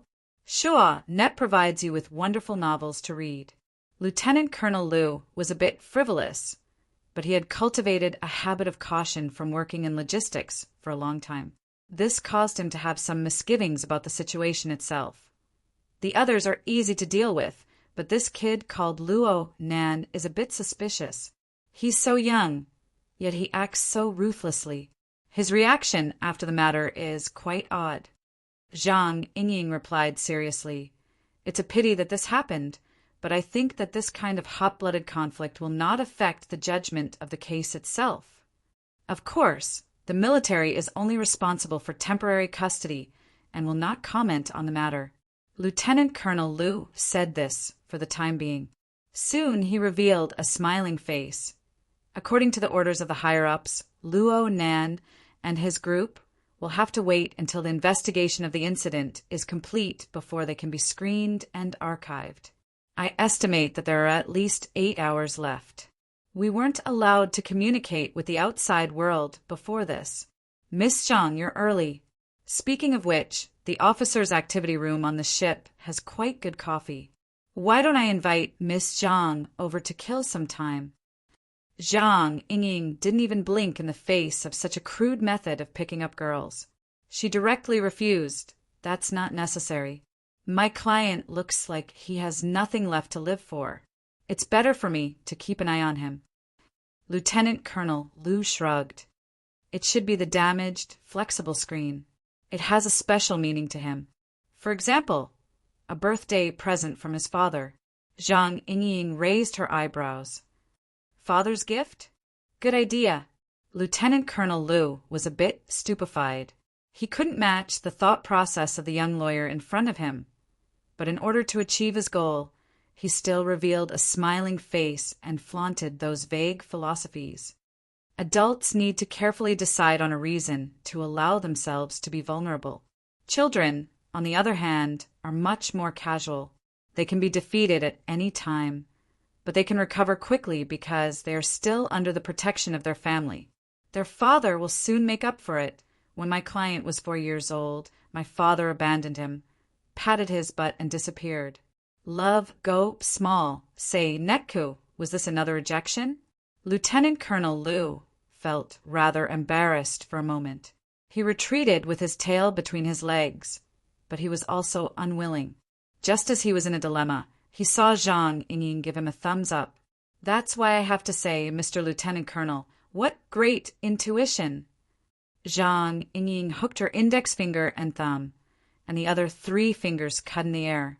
Did you know, 60 years after the advent of flexible e-ink screen products, there are more than 200 brands and more than 3,000 products in the world? However, the one in my client's hand is not any model on the market. Lieutenant Colonel Liu was confused, but it was good to be able to chat with a beauty. He tried hard to think. It's a private production. That's right. My client's father is a first-rate industrial designer. Before he left his job and went missing, he had outstanding work experience in both the production and creative departments of Quantum Corporation. Making such a gift for my only son is the most appropriate. Lieutenant Colonel Liu made a rough estimate. In other words, it has at least 12 years of history. TSK. But I have to say it will be very difficult for you to claim a high compensation from the Vandals based on this. Zhang Yingying smiled and naturally wouldn't explain any more to Lieutenant Colonel Liu. In fact, when she was in the office, she had already done a more detailed analysis based on the flexible e-ink screen video she had obtained in the morning. Even though Luo Nan's flexible e-ink screen wasn't a product that could be found on the market, the material used to make it was a must. For example, that ultra-thin panel belonged to the Jellyfish series, which was released in the beginning of the year 2090. This proved that the earliest time Luo Nan received this gift was in the year 90. In other words, it was very likely that Luo Nan's father, who had been determined to be missing or even dead, was still maintaining contact with Luo Nan. Perhaps it was just this little bit. The year 90. The incident with Lu Hong was also in this year. There's also the Quantum Corporation's burners and the Deep Blue platform. It really seems to be very crucial. Zhang Yingying gazed at the silent and stiff big boy on the monitor screen. She suddenly really wanted to know what kind of feeling Luo Nan would have when he was only 10 years old on a certain day in the year 90, when he received this gift from his father, who was nowhere to be found. Was he reminiscing right now? The monitor screen didn't transmit Luo Nan's thoughts, but it clearly transmitted his body movements. After sitting silently for a long time, Luo Nan finally made a new movement. He stood up, closed the broken notebook, and placed it on the chair. He himself took a step towards the door. Since the space was narrow, Luo Nan's body leaned slightly forward at this distance. His forehead stuck to the thick and cold metal door. He maintained this position for a few seconds. During this time, one could see him take a few deep breaths. Up until now, Luo Nan's movements were very easy to understand. He was doing his best to calm his state of mind. But Luo Nan's next actions were incomprehensible. On the monitor screen, Luo Nan moved a bit. He adjusted the distance, but his gaze was always directed towards the metal door. He was focused and serious, as if there was an incomparably exquisite work of art in front of him. A full minute passed before he closed his eyes again. He extended his hand and let his fingertips slide across the surface of the metal door, touching it from one end to the other. This wasn't the end. His fingertips streaked across the corner of the wall, touching the metal plate wall to continue his previous actions. And so Luo Nan walked round and round within the cramped space. His fingertips carved out continuous, incorporeal marks on the metal wall. What's going on? The changes were strange and inexplicable. Lieutenant Colonel Lu was a bit dizzy. Zhang Yingying didn't respond. She just watched with interest. This lawyer was drunk. All right, Lieutenant Colonel Lu felt that this couldn't continue. After all, Luo Nan was still a minor. If by any chance he were to suffer some sort of stimulation and go crazy from holding it in, then his military career would come to an end. He indicated to his subordinates to prepare for intervention measures. The confinement room had tranquilizer spray equipment. It was prepared to prevent the mental confusion and even self-harm of the confinement personnel. But Luo Nan's footsteps stopped at this time. It was as if nothing had happened before. He picked up the notebook on the chair and sat down as before. He flipped to a blank page in the notebook and took out the electronic pen. He pulled out the sensor pen tip, and the back half of the pen turned into a fluorescent pen that could be used to write on paper. Luo Nan's pen tip descended under Lieutenant Colonel Lu's astonished gaze. He drew crisscrossed, dark lines on the paper. His pen moved extremely quickly, and he was extremely proficient in simple strokes. A rough outline appeared in a few breaths of time. Lieutenant Colonel Lu gestured to the monitor to give a close-up. The outline of the lines on the paper resembled a building. Though it was only a sketch, some of the details, such as the sealed fence, thick walls, narrow windows, and so on, were put together to give people a strong hint. This was a prison. It was just that there was a kind of unnatural misalignment in the overall configuration. It was as if there was a kind of power that intervened between the intangible and the tangible, distorting this building. Lieutenant Colonel Lu only half understood what he was looking at. He heard a slight sound from his side at this time. He turned his head to look and saw Zhang Yingying's eyes focused on the monitor screen. The tips of her feet subconsciously tapped the floor lightly. Her expression was unprecedentedly focused. Oh, perhaps there wouldn't even be a reaction if he extended his hand to touch the young lawyer's pert, but right now. Chapter 14. Genius 1 second, remember if you want to go? Sure, Net provides you with wonderful novels to read. Luo Nen didn't know that someone was paying close attention to his every move. Even if he knew, he wouldn't have the extra mental energy to pay attention to it. His condition was very bad. Hunger, pain, numbness, and hallucinations.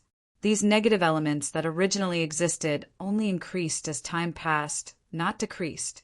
Moreover, they gradually converged and turned into a corrosive, poisonous fire, driven by some invisible force, drifting around his internal organs, limbs, and bones.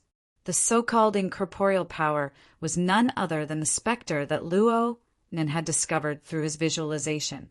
The specter of today no longer had the mass of a mosquito. It controlled poisonous flames to flow within the depths of Luo Nan's flesh and blood. It constantly devoured essence and energy, growing and strengthening, and it continued to exert more and more interference on Luo Nan. It formed an effect similar to a blockade.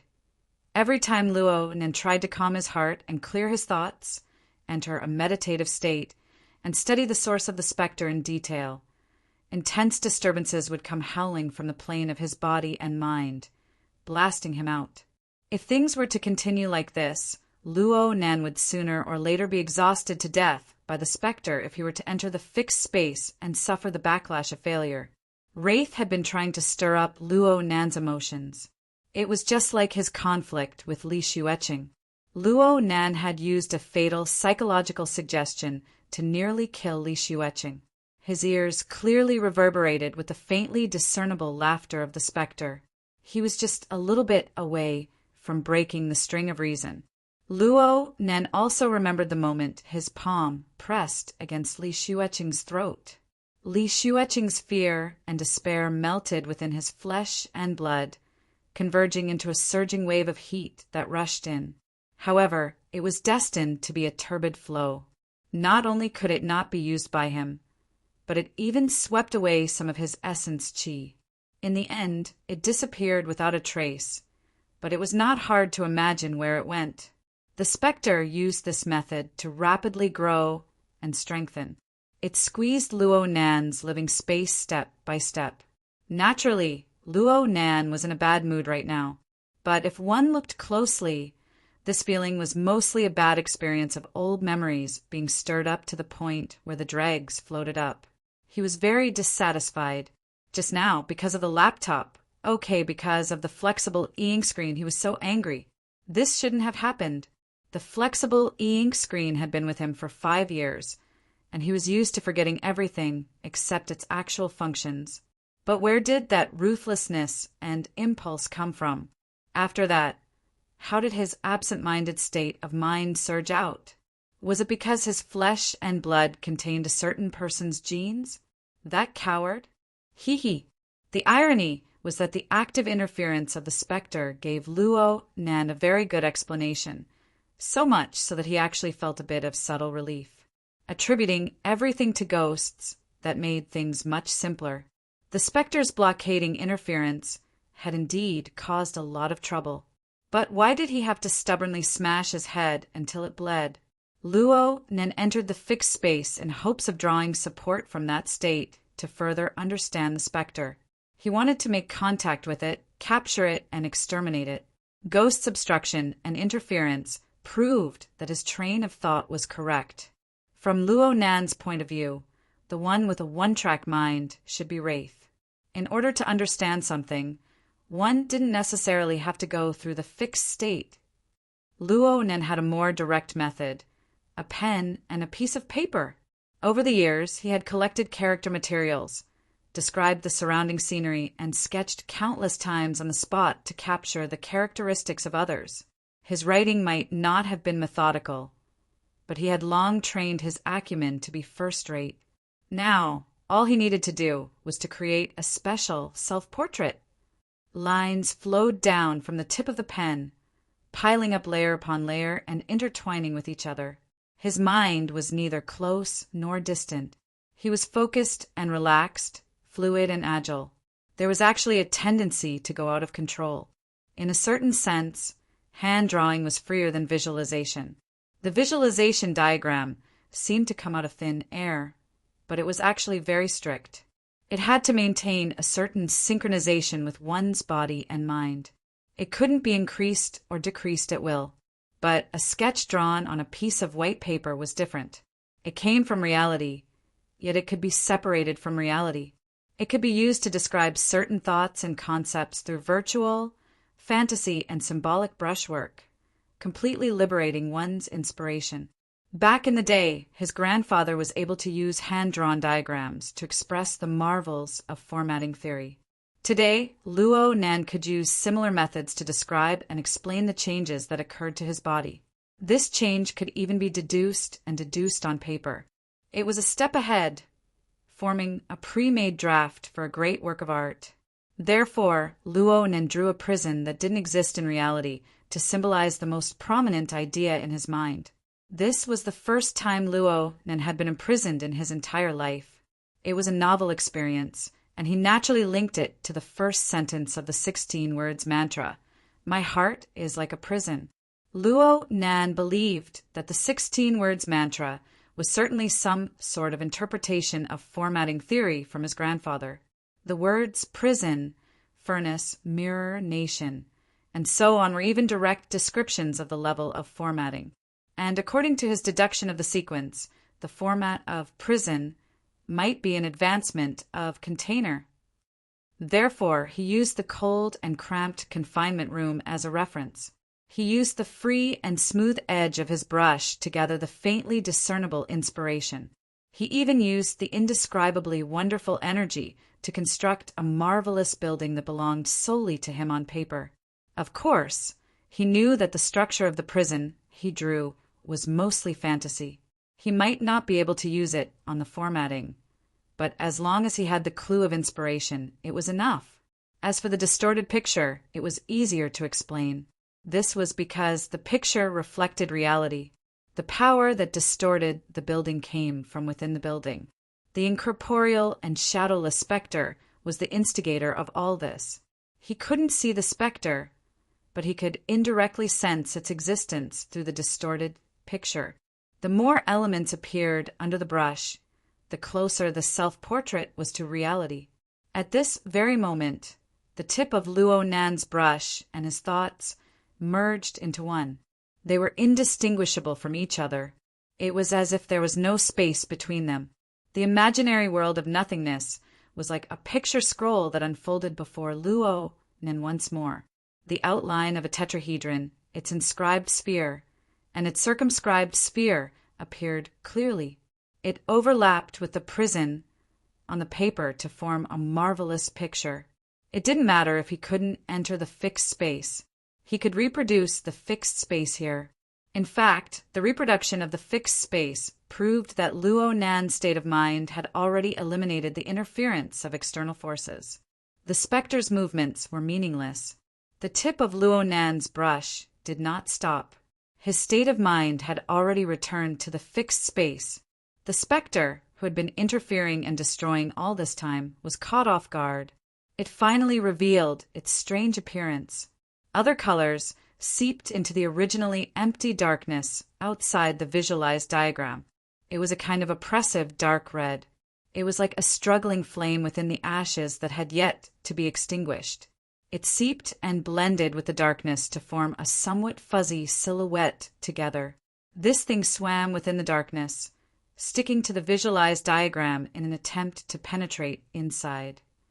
And it had already penetrated quite a bit. If it were someone else, they would need to spend some time to find the boundaries of this monster. But Luo Nan recognized its appearance with a single glance, the burning wraith. It was precisely this wraith that was faintly discernible during the earthquake in the R&D district. It howled and nearly took Luo Nan's life. Afterwards, it concealed itself into nothingness, making it hard to trace. Luo Nan even left its image on the drawing software. If he hadn't encountered his true fate, Luo Nan would already be at school right now.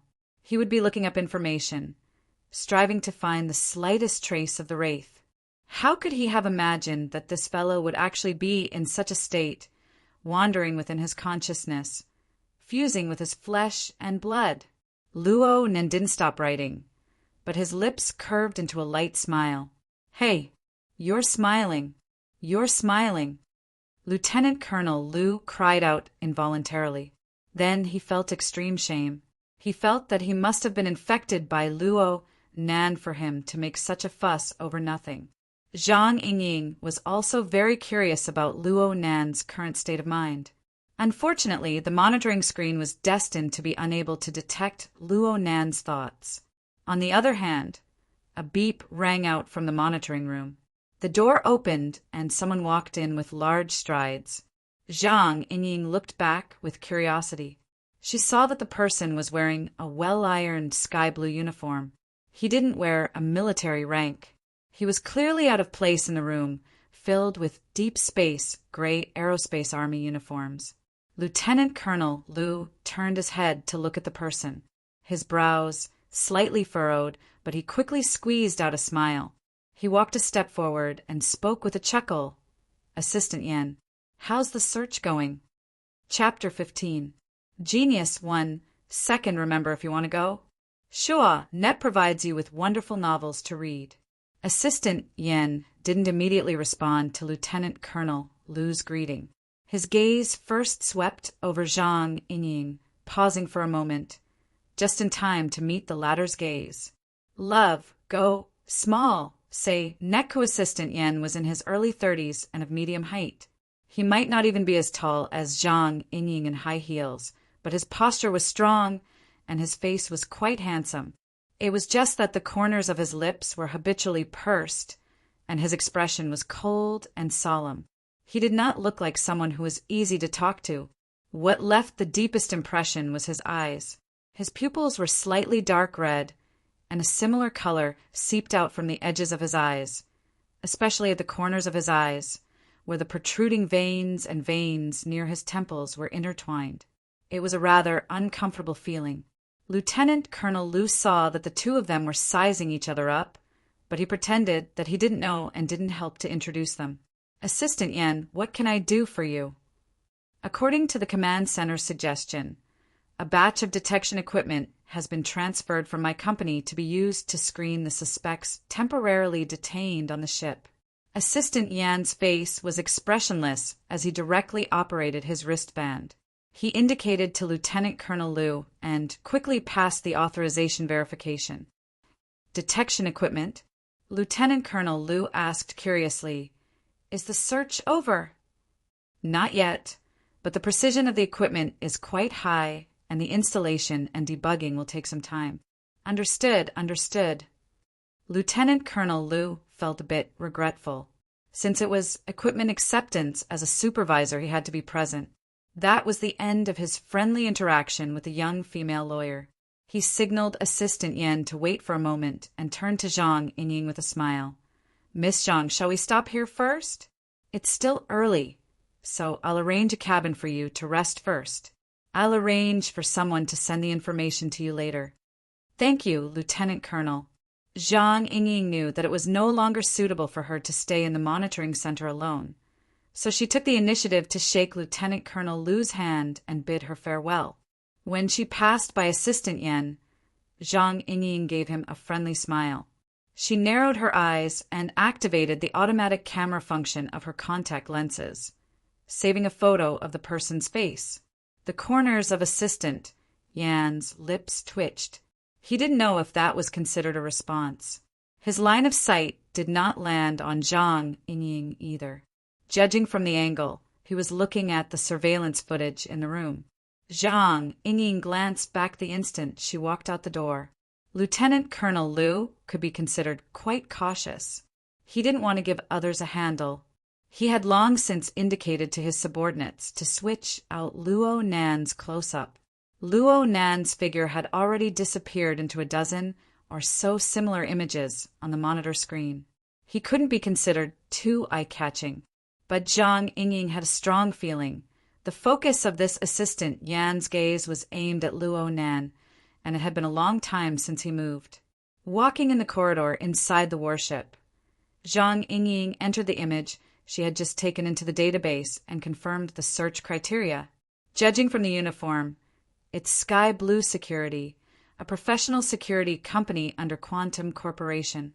They're able to communicate directly with the military, so their position should be high up. And those eyes, a few seconds later a warning sounded. Information listed as secret. You do not have sufficient authority. Zhang Yingying wasn't particularly surprised. She pursed her lips and switched to another channel. Not long after, he took out a simple personal file. The reason why he said it was simple was that there was still a considerable portion that had been blocked. However, she could already verify a portion of her conjecture from the current information. The electronic photo on top of the file was precisely Assistant Yan's appearance. He was just younger by 7 or 8 years, and he was currently revealing a spirited smile. Yan Yongbua, former lecturer of Acumen College. He left his post of his own accord in '90. His father, former professor of Acumen College, Yan Hong. Okay then, enemies really do meet on a narrow road. Speaking of which, did he recognize me in the end? Zhang Yingying thought back to the conversation she had with Xie Junping before she boarded the warship. She had no choice but to make an amendment. This giant ship of Quantum Corporation doesn't care about little ants, but the spider and what not on it might not. This seemed to be a very troublesome choice. Give it up? Luo Nan's thoughts stirred, and the marvelous scene that appeared beneath the tip of his pen flowed within his mind. It's really cool. Luo Nan, who was very cool, was still drawing with his pen. Even though he had already entered the fixed space, locked onto the source of interference, and confirmed the true identity of the specter, he didn't have any intentions of stopping. The feeling of the pen and mind merging into one was truly very marvelous. The burning wraith was an inconceivable existence. Luo Nan didn't know how to categorize it and determine its nature. Even though he had entered the fixed space, he didn't have too many clues as to how to deal with it. But when he held the luster pen in his hand and allowed the lines to flow from the tip of the pen, all the problems were no longer problems. The material and the mental, the real and the illusory, the present and the future. Multiple dimensions interweaved together to depict the same goal from multiple angles. His inspiration would never dry up, no matter what. The distorted sketch of the prison building that was filled with symbolism revealed more and more clear, conceptual clues. Luo Nan's lips unconsciously opened and closed slightly. He silently recited the mnemonic chant that he had long since become familiar with. He only chose the first 4 words. My heart's a prison. He silently recited it without a sound, but the intent that carried through it had never been as condensed as it was now. It broke through the boundary between the real and the illusory to attack the plane of the visualization. It was as if it had transformed into an iron hammer that smashed heavily onto the visualization diagram. It was like the ringing of a bell. It was like the striking of a chime. Countless silver threads were extracted from the diagram amidst the fine vibrations. They split apart to randomly construct countless flickering structures, and they clearly had a close relationship with the prison building in the notebook. Some were clear and proper. Some were distorted and blurry. There was also an enormous difference in their images. There were tightly woven fences inside. There was a sealed iron cage. There were leaping arcs of electricity. There was a malevolent beam gun. In short, each and every one of them was a symbol of violence and coercion. They were the embodiment of the details of the prison drawing. Due to the leaping of consciousness and the haphazard brushwork, the majority of the structures were only superficial. They didn't conform to the principles of construction at all. The time that they existed was extremely short. But every time the intertwining and shattering structure of silver threads swept past, the burning wraith that had already penetrated into the inner layer of the visualization diagram acted as if it was facing a great enemy. It moved endlessly in defense, cutting quite a sorry figure.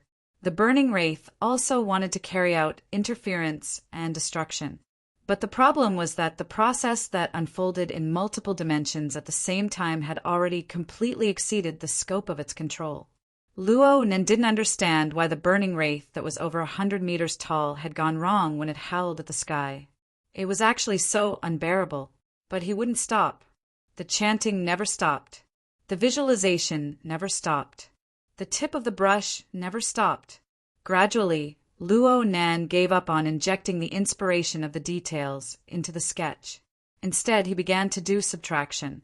He revolved around the increasingly clear, conceptual clues and strengthened them. Within the visualization diagram, those leaping and combining silver threads seemed to respond to the intense and pure intent of his mind. Hundreds and thousands of flashy but impractical constructions collapsed with a rumble, revealing the simple and pure composition of the tetrahedron once again. At the center of the diagram, at the center of the inscribed sphere, there was a crashing sound coming from the center of the sphere. It was as if the heart was trembling. The burning wraith actually lost the courage to linger any longer when faced with this change. Within the darkness, the light of the flames curled up and separated from the visualization diagram. It transformed into a streak of red light that pierced through the sky and left. This was the visualization plane. Where could it go? Before this thought could finish, the world of nothingness shook once more. The red light seemed to penetrate through an incorporeal membrane. After a slight pause, it increased its speed and pierced through the sky. Luo Nan's consciousness suddenly went into a daze the instant the membrane was penetrated. An ice-cold metal wall appeared in his field of vision. A notebook was placed on his lap and he was drawing with his pen. Chapter 16. Genius in 1 second. Remember, love, go. Talk Net, providing you with wonderful novels to read. Out of body state? Right now, Luo Nan was like watching a supernatural movie. But before he had the time to experience the pros and cons, the burning wraith's red glow had already penetrated through the wall in the blink of an eye, disappearing without a trace. Oh, saying disappearing wasn't accurate. This was because there was still an indescribable, yet clearly distinguishable sensation that marked the burning wraith's position in the bottom of his heart. Luo Nen knew the reason. This was because the drawing under his pen was a self-portrait in name. In reality, it depicted a considerable range of mental and physical states. Naturally, this included the burning wraith. Oh, the unnatural distortion on the sketch of the prison building was it. Right now, Luo Nan's visualization and drawing had already merged into one. It was difficult for each other, since he had left an imprint on the sketch. How was it possible for him to not leave a trace in his mind? No matter where the burning wraith fled to, it still appeared clearly on Luo Nan's drawing and within his mind at this moment. And because of the burning wraith's abrupt escape, the dynamic change of the interference power stimulated Luo Nan's inspiration once again. His main body actually hadn't stopped writing under this inexplicable out-of-body state. Even though the sketch in his notebook couldn't contain any more details, his inspiration had already gushed out. It was unstoppable. The tip of his pen was practically piercing through the paper. It drew intertwined lines on the only empty space on the outside of the sketch. The constantly strengthening conceptual clues finally buzzed into shape under the casting of inspiration. It was just like crash! On the visualization plane, a thick, heavy crow chain appeared like a predatory python amidst the trembling sound. It appeared from the center of the visualization diagram, exploding out with its long body. The incorporeal membrane that had just been pierced was torn apart once more. The crow chain then broke through the void and entered reality. It followed the direction the burning wraith fled in, breaking through the air.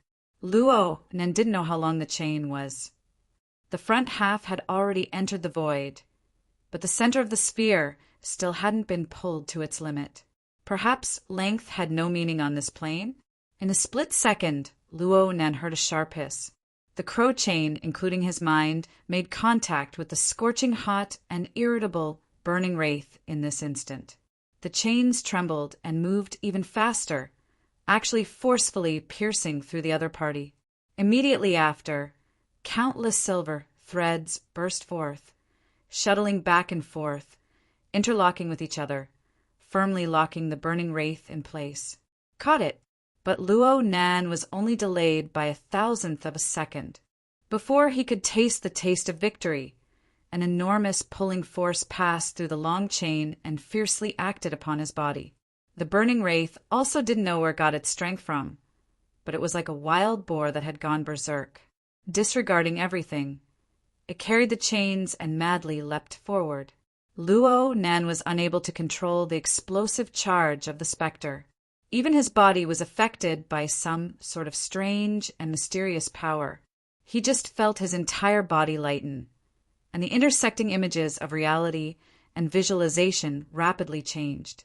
The environment of the confinement room was replaced by the various cabins, corridors, and mechanical structures of the ship.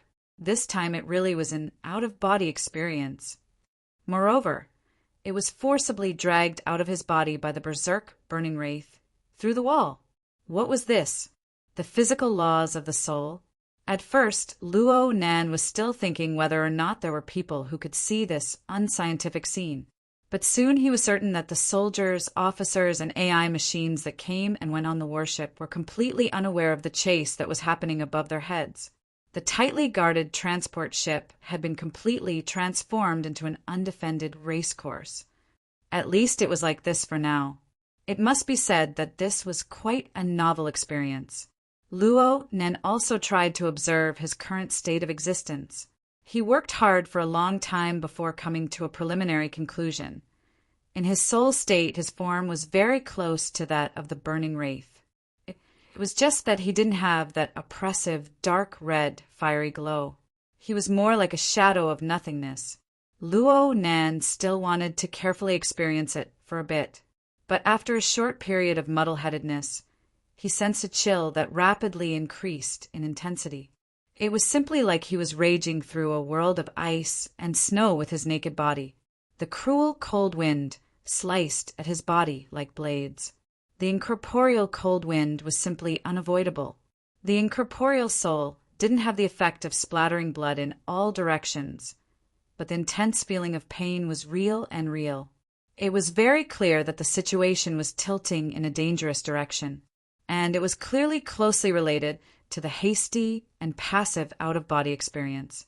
Luo Nan's first thought was to hurry and return to his main body. But right now, his mind and the chains coexisted. They were all bound to the burning wraith. He was completely muddle-headed as to how to unbind and how to break free. The more muddle-headed he was, the more he needed to do something. Luo Nan did 3 things in this life-threatening moment. First, he made a comparison. Which was more painful, the cold wind cutting the soul, or the psychotropic drug composition cutting the nerves? Conclusion: there seemed to be no difference. Second, he made a confirmation. In the end, was there still a connection between the soul and the main body? Conclusion: the main body was in quite a bit of pain over there. Third, he raised a question. Since there was a connection between the soul and the main body, where was the connection? Conclusion: I don't know anything else, but it certainly existed on the visualization plane and the draft drawing, even though it was a bit abstract. The first conclusion strengthened his conviction. The second structure gave him a clear direction. The third conclusion gave him a method. At this very moment, his firm conviction transformed into another wave of chanting sounds. The first 4 words rumbled within the visualization plane and within the soul. My heart's a prison. The visualization plane still blended together with the draft drawing, between reality and illusion. The messy yet distinct layers of the prison building seemed to be truly constructed. It was piled up layer by layer, covering the limits of Luo Nan's range of perception like a dark cloud. The out-of-body soul appeared to be far away from the main body, but it was actually still within the range of the prison building. The burning wraith was the same. The heavily chained crow shuttled back and forth within this seemingly illusory building, transforming into beams, pillars, thick walls, prisons, torture tools, and it was also at this moment that Luo Nan truly understood the essence of the heavily chained crow. No matter what kind of prison it was the embodiment of coercive rules. Coercive power was certainly the number one priority. There must be the power of punishment when facing a disobedient prisoner. The burning wraith appeared to be fleeing far away, but as long as it didn't truly throw off the shackles of the chains, it would inevitably suffer a merciless suppression. The heavily chained crow hummed in an instant, carrying out Luo Nan's will. The power stored deep within it was finally displayed. As the result of the accumulation of ideas and inspiration, every strand of the heavily chained crow divided into silver strands. Every chain constructed was linked to Luo Nan's mind.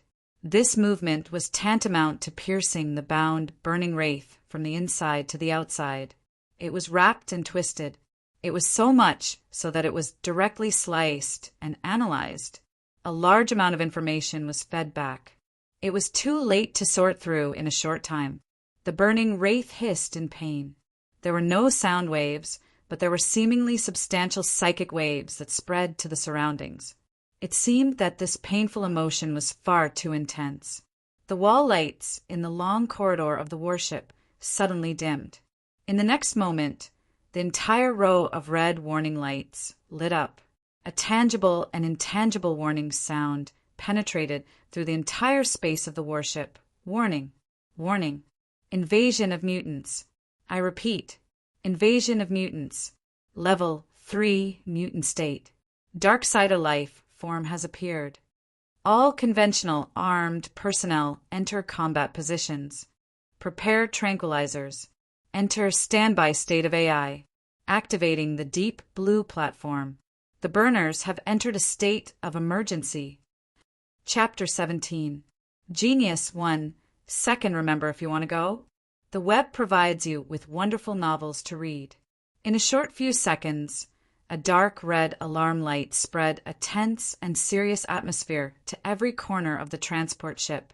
Although this sort of situation was rare for the military, there were always rules to follow. It was enough as long as the various departments and systems obeyed orders. But the problem was that there weren't only soldiers on the transport ship. The moment the alarm rang out, the engineers of Quantum Corporation in Area C, who were setting up the site and debugging the equipment, were all dumbfounded. They stopped what they were doing and looked at each other, not knowing what to do. The supervisor present, Lieutenant Colonel Liu, had the highest military rank and was also quite experienced. He immediately said, "All non-combat personnel cease work and await further instructions." Lieutenant Colonel Liu was also busy contacting his superiors to confirm the situation. It wasn't easy to get clear instructions. He raised his head to look for the person in charge of Quantum Corporation, but the corner of his eye twitched. As the head of security, Liang Yonghua was sitting at the edge of the construction site. He didn't even raise his head as he fiddled with his wristband, ignoring the changes in the outside world. "They're bragging about how calm you are."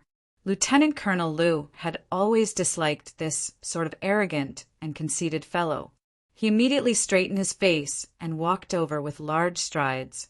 Just as he was about to speak, a swift and fierce man wearing a sky-blue security uniform rushed in front of him and asked Yan Yonghua for instructions. "Captain, we've entered a state of emergency. Do you want to warm it up?" "Warm it up?" Old Black. Liang Yonghua still didn't raise his head as he calmly said, "You're wearing an exoskeleton armor and leaping around the warship. Have you ever thought about the feelings of the military? You haven't, right? If you haven't, then ask Lieutenant Colonel Liu." Lieutenant Colonel Liu had just walked over when he was stopped by these words. His imposing manner weakened. It was at this moment that Liang Yonghua raised his head to look at him. "Lieutenant Colonel Liu, what do you think?" The corner of Lieutenant Colonel Liu's eye twitched twice. In the end, he still forcefully held back his anger and forced himself to speak. "Command, the invasion of the dark side of life forms has a high probability of being related to the incident at the Research and Development District. Quantum Corporation's burners will participate in the pursuit and will temporarily be assigned to the Special Forces Squad 7. This is the Communications Identification Code." Liang Yonghua received the relevant data and nodded. "Very well then, I accept the order. But Lieutenant Colonel Liu, I suspect this accident has something to do with the people detained on the warship. I hope the military can increase their surveillance efforts to avoid any unexpected situations. F***CK, your grandpa. Lieutenant Colonel Liu finally flew into a rage when a problem was pointed out in the matter he was in charge of. He couldn't be bothered to say anything more, so he turned around and left with a dark expression. Liang Yongbua didn't say much. He stood up and led Blackie in another direction. On the way, he sent a set of data to Blackie. If that idiot wants to come, he'll need some time to vent his anger. There won't be any changes to the defense. Wait for an opportunity to move to Area A2. Make a big move. If you meet this person, create some accidents. The data was projected on Blackie's retina, showing the handsome and quiet face of a young man. Love, Gobe, Small, say, Netco Old Black was expressionless. He only nodded slightly, engraving that young face deep in his heart. The alarms and warning lights did not stop. Under the flickering dark red light, the prison building that was built between reality and illusion began to collapse after a brief moment of glory. Soon, it turned into ruins and returned to nothingness. After all, Luonan hadn't truly constructed a reasonable structure yet. There were many overly casual future conceptions involved within. Being able to temporarily appear for a period of time was already a pretty decent confirmation. Of course, the most important thing was that the burning wraith was already completely unable to stir up a storm. Walala! Walala! The heavily chained crow continued to retreat. No matter how much the burning wraith struggled, the chains that bound its body continued to dissect, slice, and analyze. The layers of the binding force gradually pointed towards the core essence. A layer of faint bloody light could be seen clearly flowing on the dark base of the chains. The bloody light changed against the flow, drawing back a marvelous heat. It flowed without end. This was the energy that came from the burning wraith. The accumulation of information analysis began to display its effect. A portion of the burning wraith's energy circulation mechanism was cracked. The chains drew back in time, giving Luonan support while weakening the burning wraith's strength. Such an outcome was truly timely for Luonan, who had left his body in a hurry. The energy poured into Luonan's soul. It was like a mouthful of hot soup in a state of extreme hunger. It was like a thick layer of clothing wrapped around one's body in the middle of winter. The results were immediate. The cold wind blades were immediately blocked outside. Within the space of 2 to 3 breaths, even Luonan's main body had the corresponding feedback. The state of hunger that was nearing its limit was somewhat alleviated. The situation was always like this. The burning wraith that had lost a large amount of blood had already turned from a wild boar that ran around randomly into a sled dog that wasn't very obedient. Then, it irreversibly transformed into a dead dog. Luonan saw the dead dog a few seconds later. The burning wraith was indeed well behaved. It floated in the air sickly. There weren't too many changes to its outer appearance. Even if there were changes, it wouldn't be seen. Only the outer layer of flames had clearly dimmed quite a bit.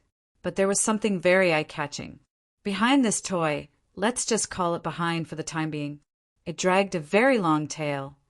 The heavily chained crow continued to control, slice, and analyze the burning wraith without end.